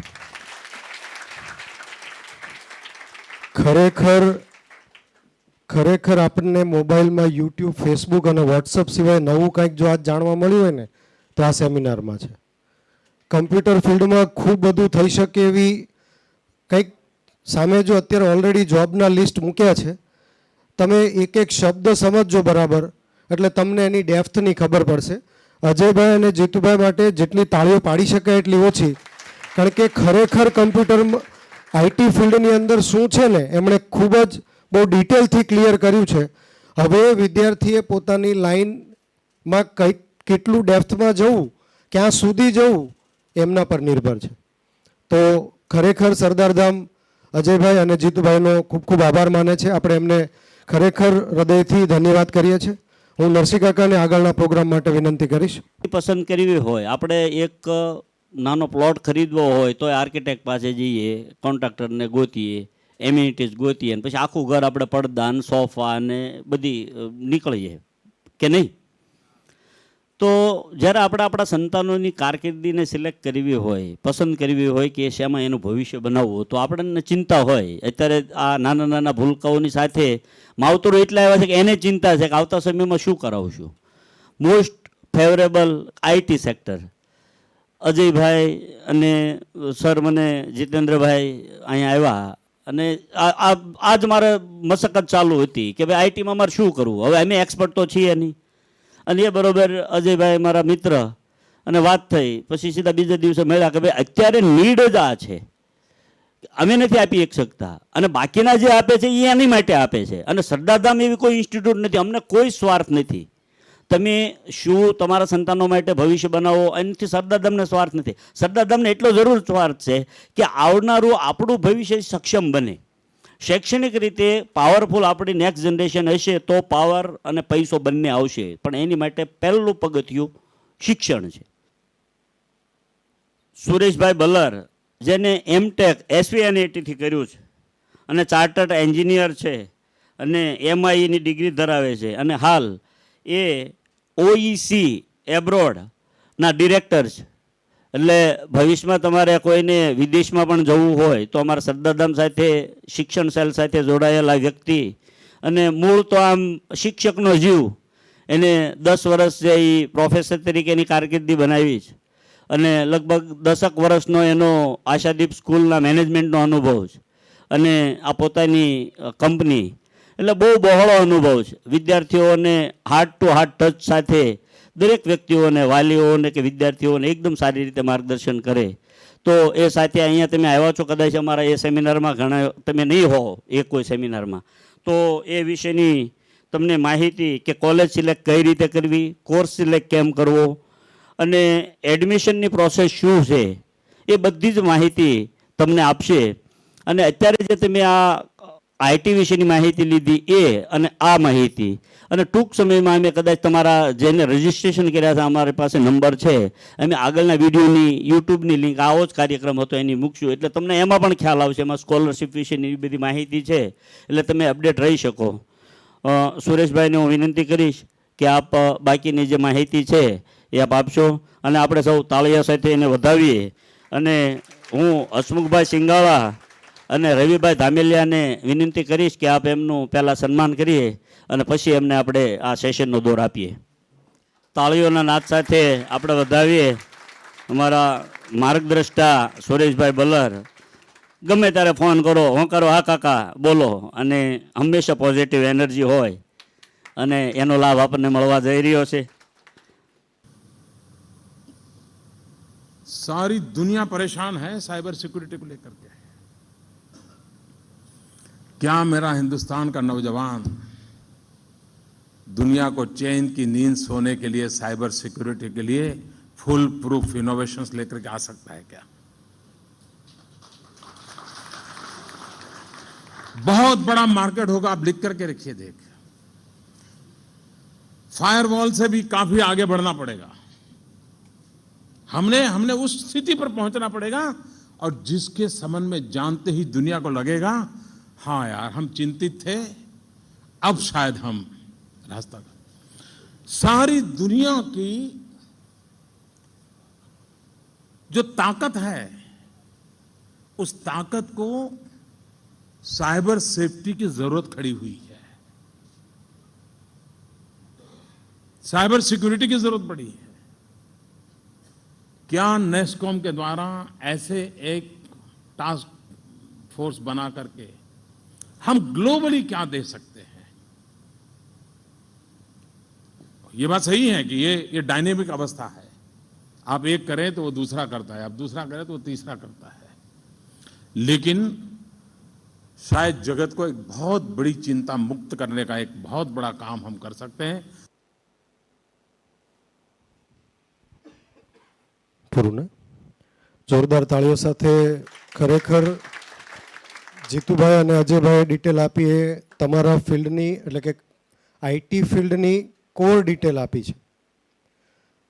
મારું જે કામ છે અથવા મને જે જવાબદારી આજના પ્રોગ્રામની સોંપી છે એ છે, અને બંધ કરવું હોય તો કરી શકાય, LCD બંધ કરી દો. મારા જે જવાબદારીમાં એ છે કે અહીંયા ઘણા બધા પેરેન્ટ્સ અમારા આમંત્રણને માન આપીને અહીંયા આવ્યા છે. હવે એ એમના મનમાં ઘણા બધા પ્રશ્નો છે. રિઝલ્ટ પહેલાં એક અલગ પરિસ્થિતિ હતી. યસ ઓર નો? હા કે ના? કેટલા લોકોએ અમારો જૂનો એ ગ્રુપનો પ્રોગ્રામ અટેન્ડ કર્યો છે હોલમાં, પેલા કોલેજના સેમિનાર હોલમાં? એમનું ઘણું ખરું વાઇબ્રેશન કપાયું હશે અમારા લીધે. આ અમારો બીજો નમ્ર પ્રયાસ છે. એ પ્રોગ્રામની અંદર પણ અમારી ડિટેલ આ જ હતી કે ભાઈ તમારી પાસે જે પેરેન્ટ્સને મૂંઝવતા પ્રશ્નો છે, બધા જ પેરેન્ટ્સના મનમાં એક જ પ્રશ્ન છે કે મારું બાળક એટલું બધું સારું ભણે કે એનું ભવિષ્ય સારું થાય. યસ ઓર નો? બધાના મનમાં આ પ્રશ્ન છે. હા કે ના? બાળકના મનમાં એ જ પ્રશ્ન છે કે હું એટલું સારું ભણું કે મારા પરિવારનું અને મારું પોતાનું હું ઉદ્ધાર કરું.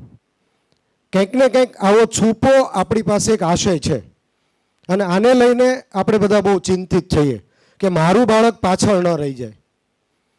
એને મારે કંઈક સારું આપવું છે, કંઈક સારી એવી વ્યવસ્થા આપવી છે કે જે મને નથી મળી, કે જેમાં હું અત્યાર સુધી એ પહોંચી નથી વળ્યો. એ વ્યવસ્થા આપવાનો નમ્ર પ્રયાસ બધા પેરેન્ટ્સ કરે છે.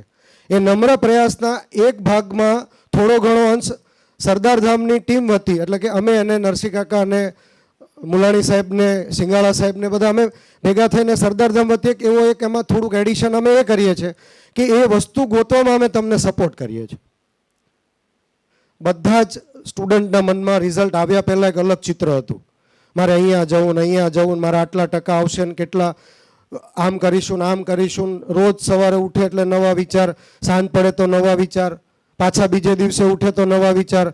એ પાછું રોજ સાંજે એની મમ્મીને કહે, મમ્મી એના પપ્પાને કહે, અને આખા ઘરમાં રમખાણ ટૂંકમાં. યસ ઓર નો? પપ્પા સાંજે થાકીને ઘરે આવે એટલે પાછી એની એ જ કેસેટ વાગે, આનું શું કરવાનું છે? કારણ કે રોજ સવારે ઉઠીને એક જ પ્રશ્ન, આનું શું કરવાનું મારે? કારણ કે એ મને પૂછે છે. પરિસ્થિતિની મર્યાદા એ છે કે વિદ્યાર્થી પેરેન્ટ્સને પૂછે, તમે કોએ કરવાનું છે? શું કામ પૂછે છે? મેં ગયા સેમિનારમાં કીધું તું ને પાછો કહું છું. એ એટલા માટે તમને પૂછે છે કે કંઈક લોચો પડ્યો ઇન ફ્યુચર તો ટોપલો કોને ચડાવી દેવાનો? તમે કીધું તું ને, એટલે મેં કર્યું. હવે નથી થાય, હવે તમારે જે કરવું એ કરો. આપણે ક્યાં જશું? આપણે તો જાણે અજાણે સહન જ કરવાનું છે. વિદ્યાર્થીના મનમાં પણ આટલી બધી અવઢવ છે.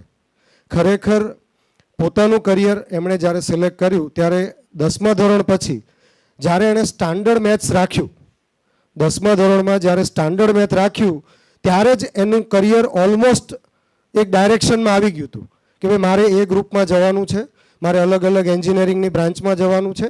અને એમાં પણ કમ્પ્યુટર શબ્દ ધીમે ધીમે આપણે 10મા ધોરણમાં કમ્પ્યુટર સબ્જેક્ટ લીધો, 11 સાયન્સમાં લીધો, પછી 12 સાયન્સમાં આપણે કમ્પ્યુટર સબ્જેક્ટ રાખ્યો અને કંઈક આપણે નજીક કમ્પ્યુટરની આવતા ગયા. કારણ કે હું આજે આઈટીની વાત કરું છું એટલા માટે. આવું ઘણા બધાના પ્રશ્ન મનમાં એવું પણ હશે કે આઈટી સિવાય ઘણું બધું હશે. સર આ કરાય કે ન કરાય, કોલેજ લેવાય કે ન લેવાય, આ કોર્સ લેવાય કે ન લેવાય, એની ડિમાન્ડ શું, એમાં શું થાય શું ન થાય. એટ ધેટ ટાઈમ જ્યારે અમે ભણીને પાસ થયા, માની લો કે મારી એક જનરેશન છે, મારા આગળની જનરેશનમાં નરસિંહ કાકાને લોકો છે કે એ જનરેશનમાં કોઈ સમજાવવાળું જ નહોતું.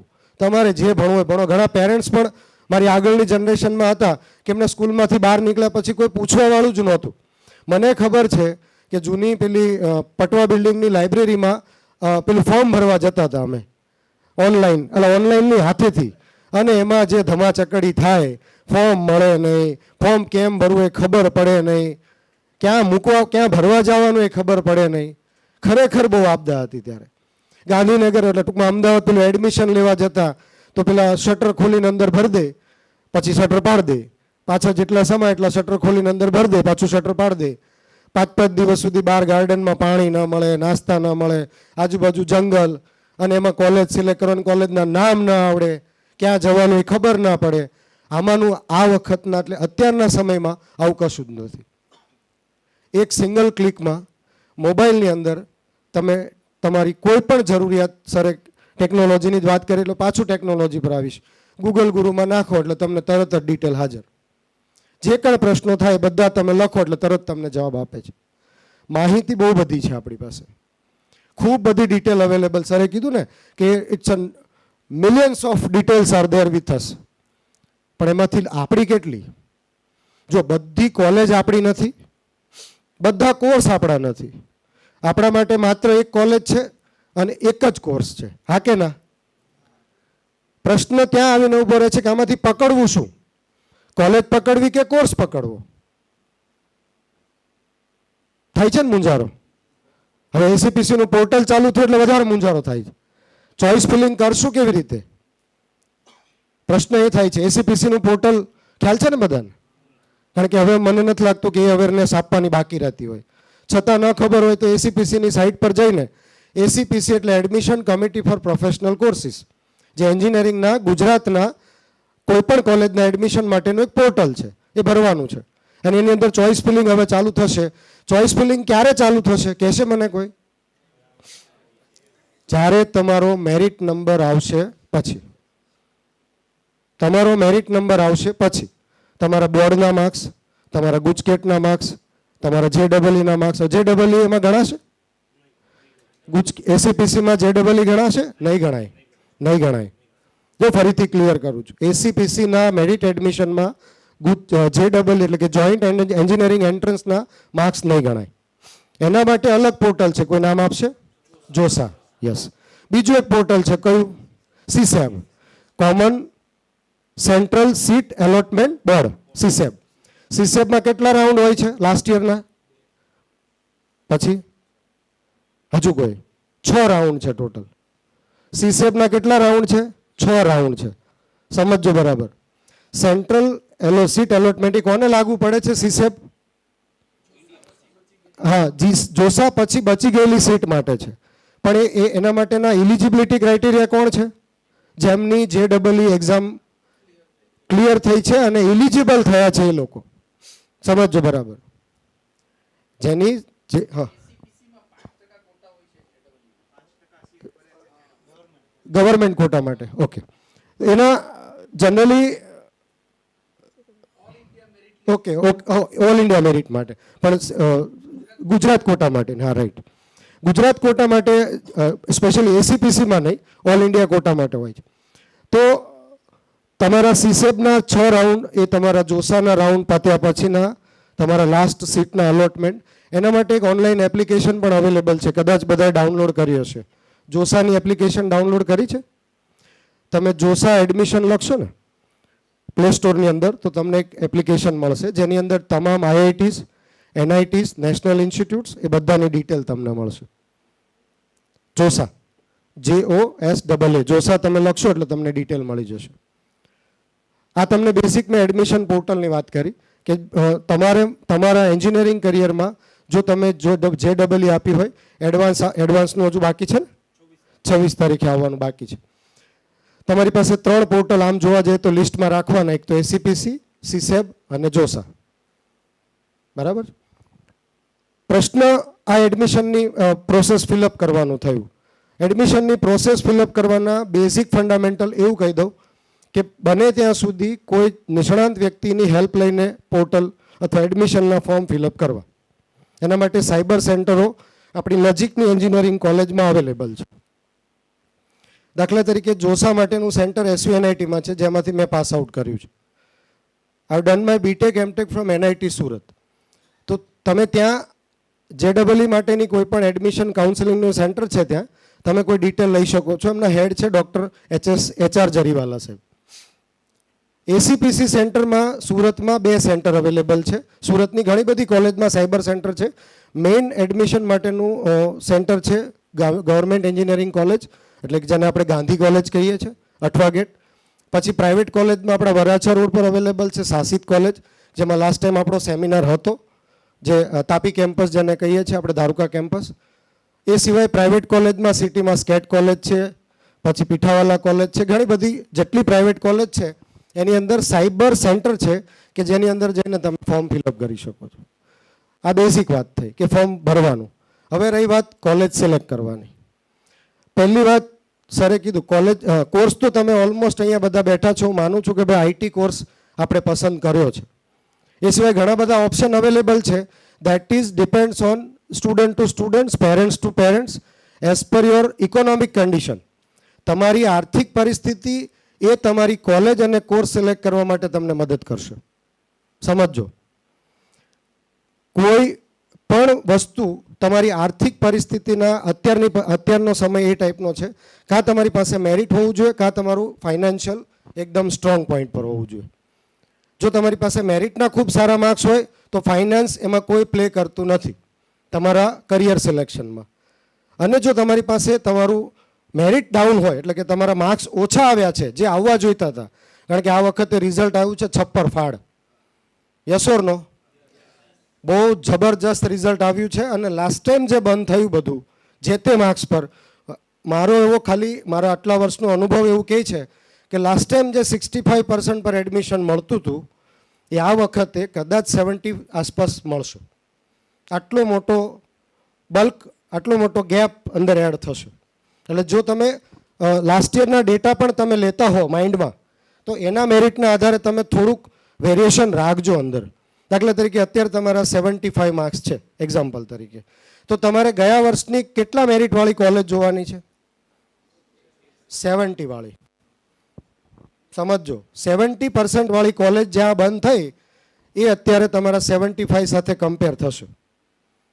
5% જે રિઝલ્ટ આવ્યું છે એના આધારે એવું લાગે છે કે આવડો મોટો ગેપ જનરેટ થશે, કારણ કે બહુ બધો માસ અંદર એડ થવાનો છે આ વખતે.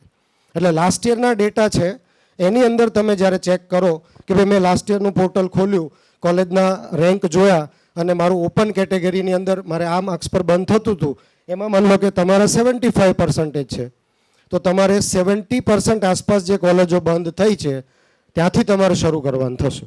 બરાબર સમજો આ લોજિક. તમારે આટલું વેરિએશન સાથે જો મળી જાય તો કોઈ વાંધો નથી, પણ આ એક અનુમાનિત વસ્તુ છે, પ્રિડિક્શન છે, અને પ્રિડિક્શન 100% આ વર્ષે સાચું થવાની સંભાવનાઓ છે. કારણ કે બોર્ડે, મેં કીધું એમ સેમિનારની શરૂઆતમાં મેં કીધું હતું, ન ભૂતો ન ભવિષ્યથી આજ સુધીનું સાયન્સનું કોરોના કાળને બાદ કર્યા સિવાય આટલું મોટું રિઝલ્ટ ક્યારે બોર્ડે આપ્યું નથી. બોર્ડની હિસ્ટ્રીમાં તમે ચેક કરી લેજો, ક્યારેય નથી બન્યું. તો આ બધી વસ્તુ તમારે થોડીક માઇન્ડમાં લેવી પડશે કોર્સ સિલેક્શનમાં, કે કોર્સ તમે જ્યારે મેરિટ સાથે કમ્પેર કરતા હો લાસ્ટ યરનું, ત્યારે ધ્યાનમાં લેવાનું છે. પ્રશ્ન બીજો એ આવશે કે કોલેજ કઈ પસંદ કરવી. ચાલો, તમારી પાસે 5 કોલેજ આવી, બરાબર છે. હું એક્ઝામ્પલ તરીકે કોઈ સ્ટુડન્ટને પૂછું છું, તમે આઈટી ફિલ્ડની અંદર કોઈ એક સ્ટુડન્ટ આઈટી ફિલ્ડની અંદર કઈ કોલેજમાં જવા માંગે છે? 2 થી 3 નામ આપશો પ્લીઝ. તમે આપશો એક કોલેજનું નામ? હા, ચારુસેટ. ચાલો, આ બાજુ સર DAIICT. સર તમે સ્ટુડન્ટ જ કહે છે, તમે કઈ કોલેજમાં જવા માંગો છો? નથી ખ્યાલ. તમારે પાછળ કોઈ એની વન નેમ? નિરમા અને સ્કેટ. ત્યાં બાજુ કોઈ સ્ટુડન્ટ, કોઈ કોલેજ? LD college. ચલો, આ બધી કોલેજો તમારા માઇન્ડમાં આવી ગઈ. કોઈ LD કીધું, કોઈ DACIT કીધું, કોઈ ચાંગા કીધું, કોઈ સ્કેટ કીધું, કોઈ નિરમા કીધું, કોઈ શાસિત કીધું એક્ઝામ્પલ તરીકે, કોઈ CK પીઠાવાલા કીધું. ચલો, આમાંથી પસંદ કરવાની થાય તો તમે કઈ રીતે પસંદ કરશો? હા, સરનું પ્લેસમેન્ટના ડિટેલના આધારે કે કઈ કોલેજમાં કેટલા ટકાના, કેટલા સ્ટુડન્ટને જોબ મળી, કઈ ટાઈપની કંપની આવી, કઈ ટાઈપની એમાં કંપનીઓ આવી અને કેટલા સ્ટુડન્ટને એમાં જોબ મળી, અને તમારી પસંદગીની બ્રાન્ચ છે. તમે જે બ્રાન્ચ પસંદ કરી હોય, કોઈ પર્ટિક્યુલર બ્રાન્ચનું નામ નથી લેતો, પણ હું એક્ઝામ્પલ લઉં છું કે ભાઈ સિવિલ બ્રાન્ચ કે કમ્પ્યુટર બ્રાન્ચ, તો એમાં લાસ્ટ યરમાં કેટલા સ્ટુડન્ટને જોબ મળી, એ તમારો ફર્સ્ટ ક્રાઇટેરિયા. સેકન્ડ ક્રાઇટેરિયા, કોઈ સ્ટુડન્ટ કહેશે, જો આમાં પેરેન્ટ્સ કરતાં સ્ટુડન્ટને વધારે થોડું મગજ ચલાવવાનું છે, સ્ટુડન્ટ પાસેથી હું થોડીક જવાબની અપેક્ષા વધારે રાખીશ. જે અત્યાર સુધી તમે જાણ્યું છે જ બોલવાનું છે પ્લીઝ. ઓકે, એ કોલેજનો સિલેબસ શું છે? હવે એ કોલેજનો સિલેબસ, માન લો કે ACPCની કોલેજ હોય, એ ગુજરાત બોર્ડની જ કોલેજ હોય, GTUના અંડરની જ, તો એનો કોલેજનો સિલેબસ અલગ અલગ હશે કે એક જ હશે? એક જ હશે. સપોઝ એ કોલેજ, એક માન લો કે તમે સિલેક્ટ કરો છો નિરમા યુનિવર્સિટી, અને એક સિલેક્ટ કરો છો તમે રક્ષા શક્તિ અને DAIICT, તો DAIICT અને નિરમા કોલેજનો સિલેબસ એક હશે? ના, નહીં હોય. સમજો બરાબર. નહીં હોય, કારણ કે બેવના સ્ટેટસ અલગ છે, બેવના યુનિવર્સિટીના સ્ટેટસ અલગ છે, બેવના ભલે જીટીયુના અંડરમાં આવે છે પણ એના નોર્મ્સ અલગ અલગ છે. એનઆઈટીનો syllabus, SVNIT computer branch, Pithawala computer branch, Gandhi college computer branch, તો આ 3 કોલેજ છે, તો કઈ કોલેજનો સિલેબસ સરખો હશે? પીઠાવાલા અને ગાંધી કોલેજનો સિલેબસ સરખો હશે, because they college are under the act of Gujarat education act, GTU અંડરમાં આવશે, એસીપીસીમાંથી merit. NIT is not going under with the GTU, they go with the central admission committee, that is CSAB or JoSAA. એમનો આખો NIT લેવલનો course અલગ હશે. નવ આ રીતે તમે બીજો પાર્ટ કે તમે સિલેબસ ચેક કરી શકો છો. ત્રીજો મુદ્દો કોઈ કહેશે? Student fee structure, financial part. Financial પાર્ટમાં બધા જ પેરેન્ટ્સને મારી હમ્બલ રિક્વેસ્ટ છે, જો આ મારી રિક્વેસ્ટ છે on behalf of Sardardham, on behalf of મારો જેટલો અનુભવ છે, તમારી આર્થિક પરિસ્થિતિને આધારે જ નિર્ણય લેજો. પૈસા ખર્ચવાથી ખૂબ સારું ભણતર મળે એ ખોટી માન્યતા છે. સારી કોલેજ હોય તો સારું પેમેન્ટ કરવું પડે, પણ એવું નથી કે બહુ વધારે પૈસા આપી દેવાથી બહુ સારું ત્યાં મળે. આ એક એનાલિસિસ પેરેન્ટ્સે પોતાની આર્થિક યથાશક્તિના આધારે કરવું. હા, આર્થિક યોગદાનમાં એટલું હું તમને ખાસ કહીશ કે તમે કદાચ કોઈ પણ હેવી ફીમાં એડમિશન લઈ લીધું તો સ્કોલરશિપ બહુ બધી મળે છે, પણ આપણો સ્ટુડન્ટ એ માટે એલિજિબલ થાય છે કે નહીં એ ખાસ ચેક કરી લેજો, નહીંતર આર્થિક ભારણ આવશે. સરકાર હંમેશા પ્રયત્ન કરે છે કે વધુમાં વધુ સ્કોલરશિપ અપાય. બહુ બધી સામાજિક સંસ્થાઓ પણ સ્કોલરશિપ આપે છે અને તમારી ફી ભરે છે. ઘણી બધી સંસ્થાઓ તમે નેટ પર ઓનલાઈન ચેક કરશો તો તમને હેલ્પ કરવા માટે રેડી છે, પણ તમે એના માટેના યોગ્યતાના ક્રાઇટેરિયામાં હશો તો, નહીતર નહીં. ચોથો પોઈન્ટ એનીબડી? રેન્ક ઉપરથી કઈ ટાઈપનો રેન્ક તમે ચેક કરશો? NIRF, national ranking. ગાંધી કોલેજનો એનઆઈઆરએફ રેન્કિંગ મળશે? મારો સવાલ સમજાયો તમને? ગાંધી કોલેજનો એનઆઈઆરએફ રેન્કિંગ મળશે કોઈને? નહીં મળે. પીપી સવાણી યુનિવર્સિટીનો એનઆઈઆરએફ રેન્કિંગ મળશે? મળશે. પીપી સવાણી યુનિવર્સિટીનો એનઆઈઆરએફ રેન્કિંગ મળશે. સ્કેટ કોલેજનો એનઆઈઆરએફ રેન્કિંગ મળશે? હા, મળશે. કારણ કે સ્કેટ નાવ બીકમ એ પ્રાઇવેટ યુનિવર્સિટી, સાર્વજનિક યુનિવર્સિટી, એનો મળશે. એનઆઈઆરએફ રેન્કિંગ એ પ્રાઇવેટ યુનિવર્સિટી એક્ટમાં જે ઇન્સ્ટિટ્યુશન્સ છે, કારણ કે જો તમે સમજો યુનિવર્સિટી પણ અલગ અલગ ટાઈપની છે. Pure government university, private act under university, અને એક યુનિવર્સિટીની અંદર એસોસિએટેડ કોલેજો. Like GTU is one of the university and there are number of colleges which is directly indirectly associated with GTU, that is one of the group. Private university, that is PP Savani University, Malibai University, Mahavir University, Sket College, that is a university, is one of the part. એ બધું તમારા KPUG is one of the part. DDIT is also going now become a DDIT DDU university. એમાં પણ 2 ટાઈપની college હોય છે. ખાસ તમે જ્યારે મેરિટ એસીપીસીમાં કે એમાં તમે ભરો ત્યારે તમારે જોતું રહેવાનું છે. એનઆઈઆરએફ રેન્કિંગ પરથી પણ તમે કોલેજનું ડિસિઝન લઈ શકો. હજુ એના પછી કોઈ ક્રાઇટેરિયા? Students, girls, faculties. કેવી રીતે મળશે તમને ફેકલ્ટીની ડિટેલ? વેબસાઇટ પરથી. તમારે વિદ્યાર્થીએ જે તે કેમ્પસમાં તમે જવા માંગતા હો એની રૂબરૂ વિઝિટ કરવી અને કરવી છે. કોઈ આળસમાં રહેવું નહીં. સવારે 10 વાગે ઉઠવું, નાયા વગરની ટીવી જોયા કરવી, 12 વાગે પાછું જમવા બેસી જવું, પાછું સૂઈ જવું, 5 વાગે ઉઠવું અને સાંજે મમ્મી પપ્પાનું મગજ ખાવું, આવા ધંધા કરવા નહીં. ભણવા કોને જવાનું છે? ભણવા કોને જવાનું છે? હા, ઉતાવળા કોણ છે? પેરેન્ટ્સ. વરરાજાને કાંઈ લેવા દેવા છે નહીં. જાન અહીંયા બધા રેડી છે. જેની જાન કાઢવાની છે એ આરામથી પડ્યા છે. જાનૈયા બધા રેડી થઈને આટા મારે, વરરાજો આવે તો થાય, વરરાજો આવે તો થાય. પરિસ્થિતિ આવી છે. મા બાપની એક્ટિવનેસ ખૂબ છે અને હોવી જોઈએ, પણ સામે વિદ્યાર્થીનું એનાથી ડબલ હોવું જોઈએ. એને પોતે સર્ચ કરવાનું છે, ત્યાં જવાનું છે વિઝિટ માટે, હું તો ત્યાં સુધી પેરેન્ટ્સને રિક્વેસ્ટ કરું છું કે એકલા મોકલો. એક ધક્કો એને એકલા ખાવા દો, એને બસમાં બેસાડ દો, ટ્રેનમાં બેસાડ દો, ટિકિટ આપી દો, 500 રૂપિયા વધારે આપી દો, તું ખાઈ પીને મોજ કરીને રખડીને આવી જાજે.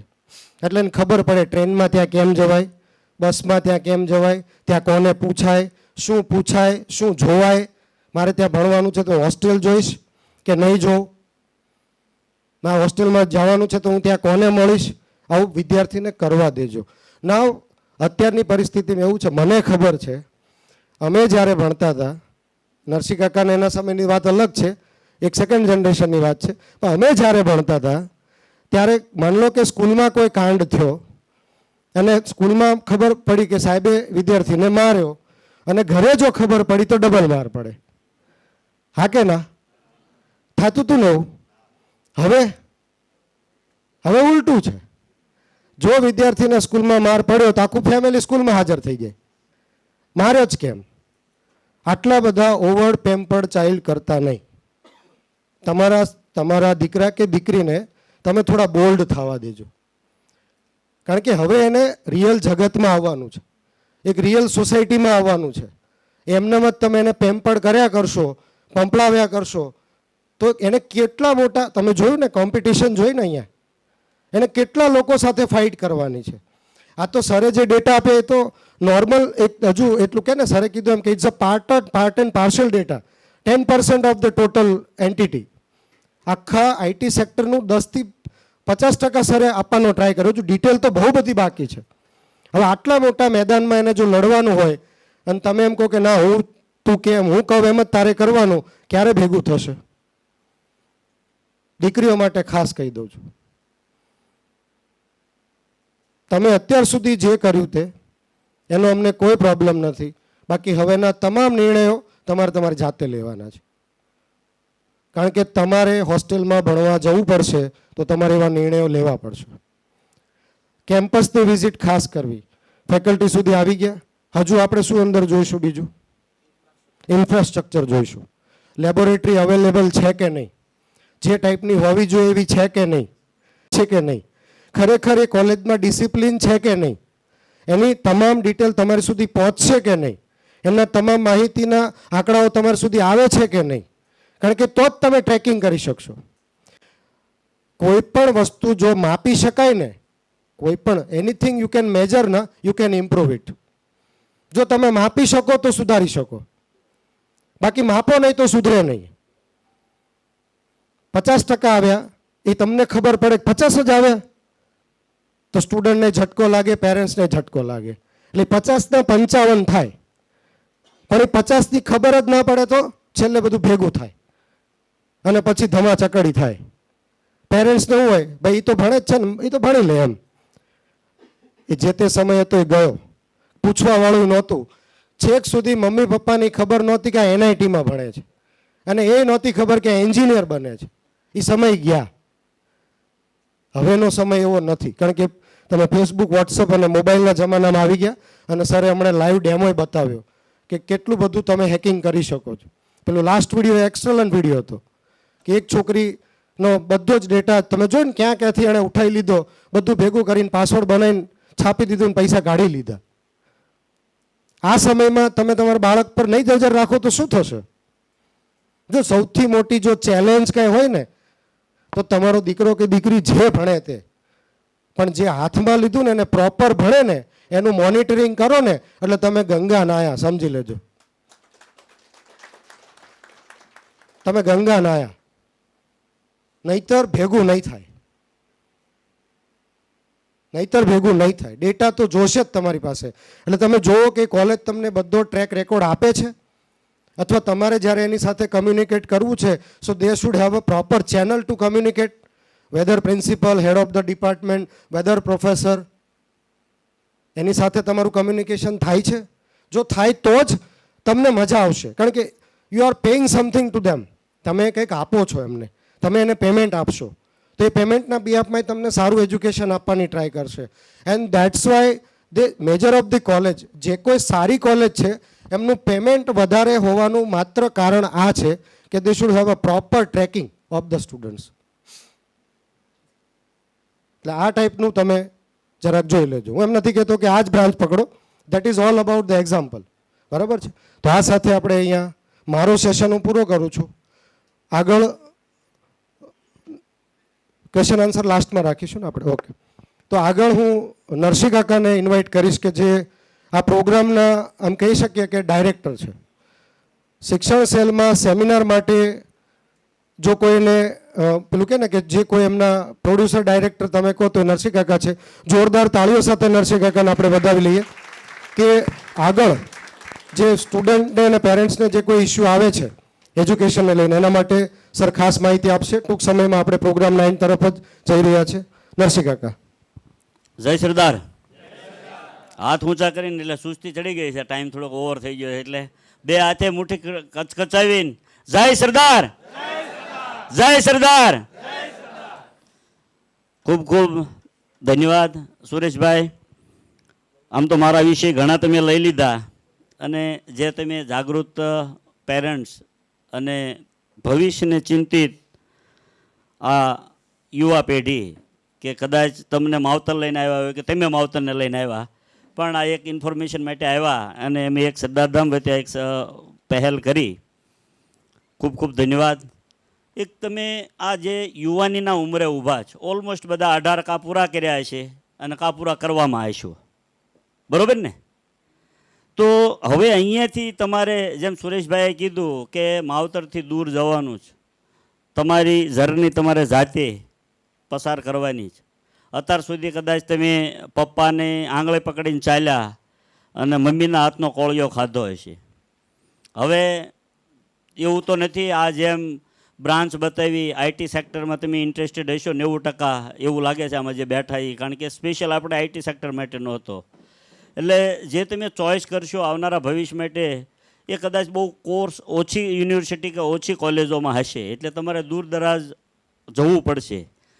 તો હવે જ્યારે તમે અત્યાર સુધી પપ્પાની આંગળી કે મમ્મીના હાથના કોળિયા ખાધા જ અને ત્યાં જવાનું થશે, અત્યારે કંઈક પ્રશ્ન આવ્યો હશે તો તમે નાના ભાઈ કે મોટા બહેન કે મોટા ભાઈને, કાકાને, ફઈને બધાને પૂછ્યું હશે. તો કાંઈ દર વખતે કાંઈ ચાલુ વાતમાં ગમે એ માણસ કોઈ અજાણ્યો આવ્યો હશે, કોઈ મિત્ર મળ્યા હશે, કોઈ પ્રોફેશનનો કોઈ પણ મનને પ્રશ્નો જિજ્ઞાસા હશે, એ તો તમે કાંઈ પૂછવા તો નથી વારંવાર. તો આ બધી જ અત્યારથી તમારે આ જેમ નાના નાના ભૂલકા આવે, તમારે જેવડા હતા ત્યારે મેં 10માં હતા ને અત્યારે તમે 12માં પાસ થયા, એટલો ફરક. એટલે હવે જાશો એટલે તમારે એક તો ખાવાના પીવાના ઠેકાણા નહીં રહે, જેમ હોમ સિકનેસના હિસાબે કદાચ તમારી હેલ્થ પણ કંટ્રોલમાં નહીં રહે. તમારે ઘણી વખત તમને ભાવતું હશે એવું નહીં મળે અને નહીં ભાવતું હોય એવું ખાવું પડશે. સાહેબે કીધું એમ રોટલીની ડિઝાઇન હશે પણ કદાચ કાચી હશે નીચે ને કાં ઉપર બળી ગયેલી હશે. એટલે આ બધાને તમારે આદત પાડવી પડશે. પણ સૌથી મોટી હું તમને એક સોશિયલ મોટિવેશન એ આપીશ કે અત્યારે તમે જ્યાં પણ જશો ને તો આપણને દશેરાના દિવસે આપણે રાવણને જલાવીએ છીએ અને આપણામાં એક આઈડી આમ ઇઝ્યુમ કરીએ ને તો 10 માથાવાળો રાવણ હોય. પણ અત્યારે આ જેમ સાહેબે કીધું કે તમે એક ઓલા વિડીયોમાં બતાવ્યું કે તમને ત્યાંથી હેક કરેલા એવા હજારો વસ્તુઓ છે જે અમારા ટાઈમે મેં કદાચ બીડી પીતા ને તો ખબર પડી જતી કે આ બીડી પીને આવ્યા, તમાકુ ખાધી હોય તો હોઠમાં હોય તો ખબર પડી જતી. પણ અત્યારે એવા દૂષણો આવી ગયા છે કે આપણું સંતાન આપણી બાજુમાં સોફા પર બેઠું હોય તો આપણને ખબર નથી હોતી કે આ કયા વ્યસનના રવાડે ચડી ગયા છે. સારું ને મોડું બધું છે. ગુજરાતની કે ભારતની ટોપ યુનિવર્સિટીની બાજુના પાનના ગલ્લે બધું જ મળે છે કે નહીં? તો એ જગ્યાએ તમારે જવું કે નહીં? તમે જશો, જેમ સાહેબે કીધું કે તમારી આર્થિક સ્થિતિના હિસાબે તમારે કોર્સ સિલેક્ટ કરવો, પણ શક્ય એવું છે કે ભાઈ ચલો પેટે પાટા બાંધીને પણ આપણે આપણા ભવિષ્યને સિક્યોર કરવા હાટું થઈને આપણે સારી કોલેજોમાં શિક્ષણ આપીએ છીએ. કદાચ કેપેસિટી નહીં હોય અને માવતરોએ તમને એ લેવલ ઉપર પહોંચાડ્યા હશે, 25-30 હજાર કે 40,000નો પગાર હશે અને તમારી 2 લાખ રૂપિયાની ફી, એટલે ઓલમોસ્ટ તમે સમજી લો કે તમારું 50% એનો પગાર તમારા ભણવામાં વાપરે છે. બાકીના વાહે નાના મોટા ભાઈ બહેનના ખર્ચા, પોતાનું ઘર ચલાવવું, દાદા દાદી એટલે ઘરના એના માતા પિતા એની જવાબદારી, ભવિષ્યના આકસ્મિક ખર્ચાઓ બધું પહોંચી વળવું. હવે ત્યાં પાછા જેના એવા છોકરા પણ હશે કે ત્યાં આવશે ને ત્યાં સ્પોર્ટ્સ કાર હોય તે એના પપ્પાએ આપી હશે, એવા છોકરા પણ તમારી સાથે હશે. એના કપડાં, એના શૂઝ, એનું એ બધું આખું અલગ હશે. તમે એની પાસે એકદમ પુઅર ફીલ કરતા હશો, એવું લાગશે કે હાલો હું તો કાંઈ નથી. નેવર કમ્પેર, ક્યારેય કમ્પેરિઝન નથી કરવી. આપણે જે છીએ એમાં જ આપણે ખુશ છીએ. ગામના સારા બંગલા જોઈને આપણી ઝૂંપડીને દિવાળી છપાય નહીં. એટલે ક્યારેય તમે જ્યારે પણ ગયા હો, કોઈ કદાચ મોટી ગાડી લઈને ફરતા હોય, ટુ વ્હીલર લઈને ફરતા હોય, ને આપણે હાલીને જવાનું થાય તો આપણે ગર્વ મહેસૂસ કરવાનો. આપણે અહીંયા ગયા છીએ શું લેવા? ભણવા. ભણવાનું છે શું લેવા? ભવિષ્ય માટે. ભવિષ્યમાં શું કરવાનું છે? છેલ્લે આખી ગેમ કઈ છે? જેમ સુરેશભાઈ કીધું, પૈસાથી વિશેષ કોઈ મોટી ગેમ નથી. એટલે આપણે પૈસો કમાવા ગયા છીએ, નહીં કે પૈસો ઉડાડવા કે પૈસો વેડફવા કે આપણી જિંદગીને વેડફવા. સમય આવે તમને બધું જ દેખાશે, રંગીન સપના દેખાડશે, તમને ખોટી આદતો પાડશે. તમારી કેપેસિટી નહીં હોય એ તમને હોટલોમાં લઈ જશે, એ તમને એવા કોઈ ડ્રગ્સના દૂષણોમાં લઈ જશે, એ તમને ફરવા લઈ જશે.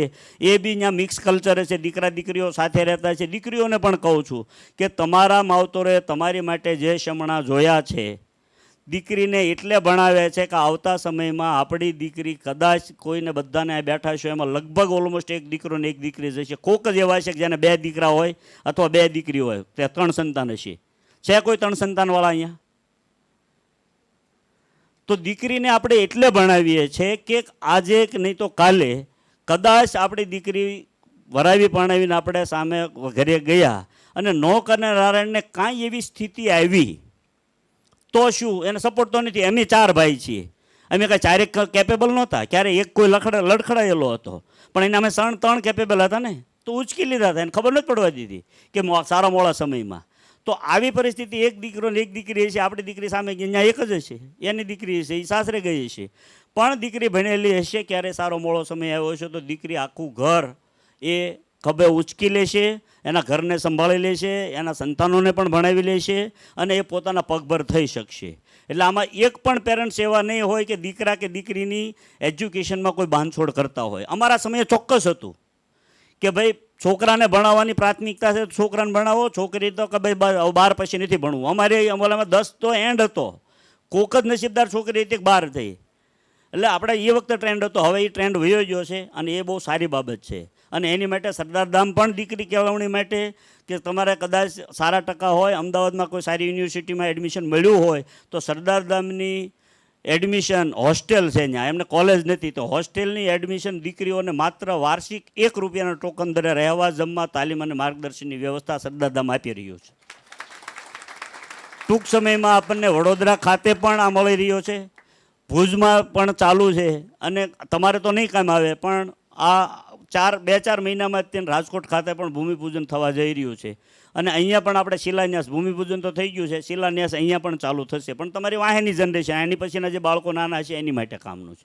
એટલે સરદારધામ આવી એક સોશિયલ રિસ્પોન્સિબિલિટી છે કે સમાજમાં સમાજ નિર્માણથી રાષ્ટ્ર નિર્માણ કેમ થાય, પણ એની સાથે આપણી આવનારી પેઢી સક્ષમ કેમ બને, વ્યસન વિહોણી કેમ બને, ખોટા ખર્ચા, ચર્ચા અને પરચાથી દૂર રહી અને પોતાનું ભવિષ્ય કઈ રીતે સિક્યોર કરે કે જેથી કરીને આવનારી પેઢી સક્ષમ બને અને આપણે પણ પ્રાઉડ ફીલ કરી શકીએ.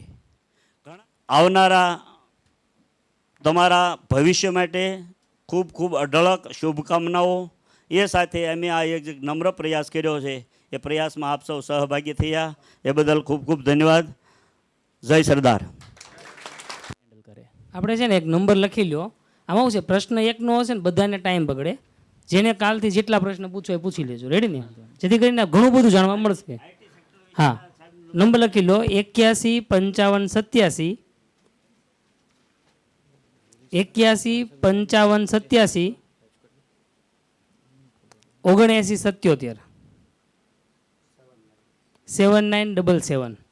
હવે આમાં શું છે, પ્રશ્ન એકનો હોય, ટાઈમ બગડે, ટાઈમ ઘણો ગયો છે. એટલે જેટલા પ્રશ્ન કાલે દિવસે ટાઈમ મળે ત્યારે એ રૂબરૂ પણ મુલાકાત કરી શકો છો અને જેટલા પ્રશ્ન પૂછવા એ પૂછી લેજો. એની ક્વેશ્ચન 5 મિનિટ પૂરું કરી દે. અજયભાઈ લખી દેજો.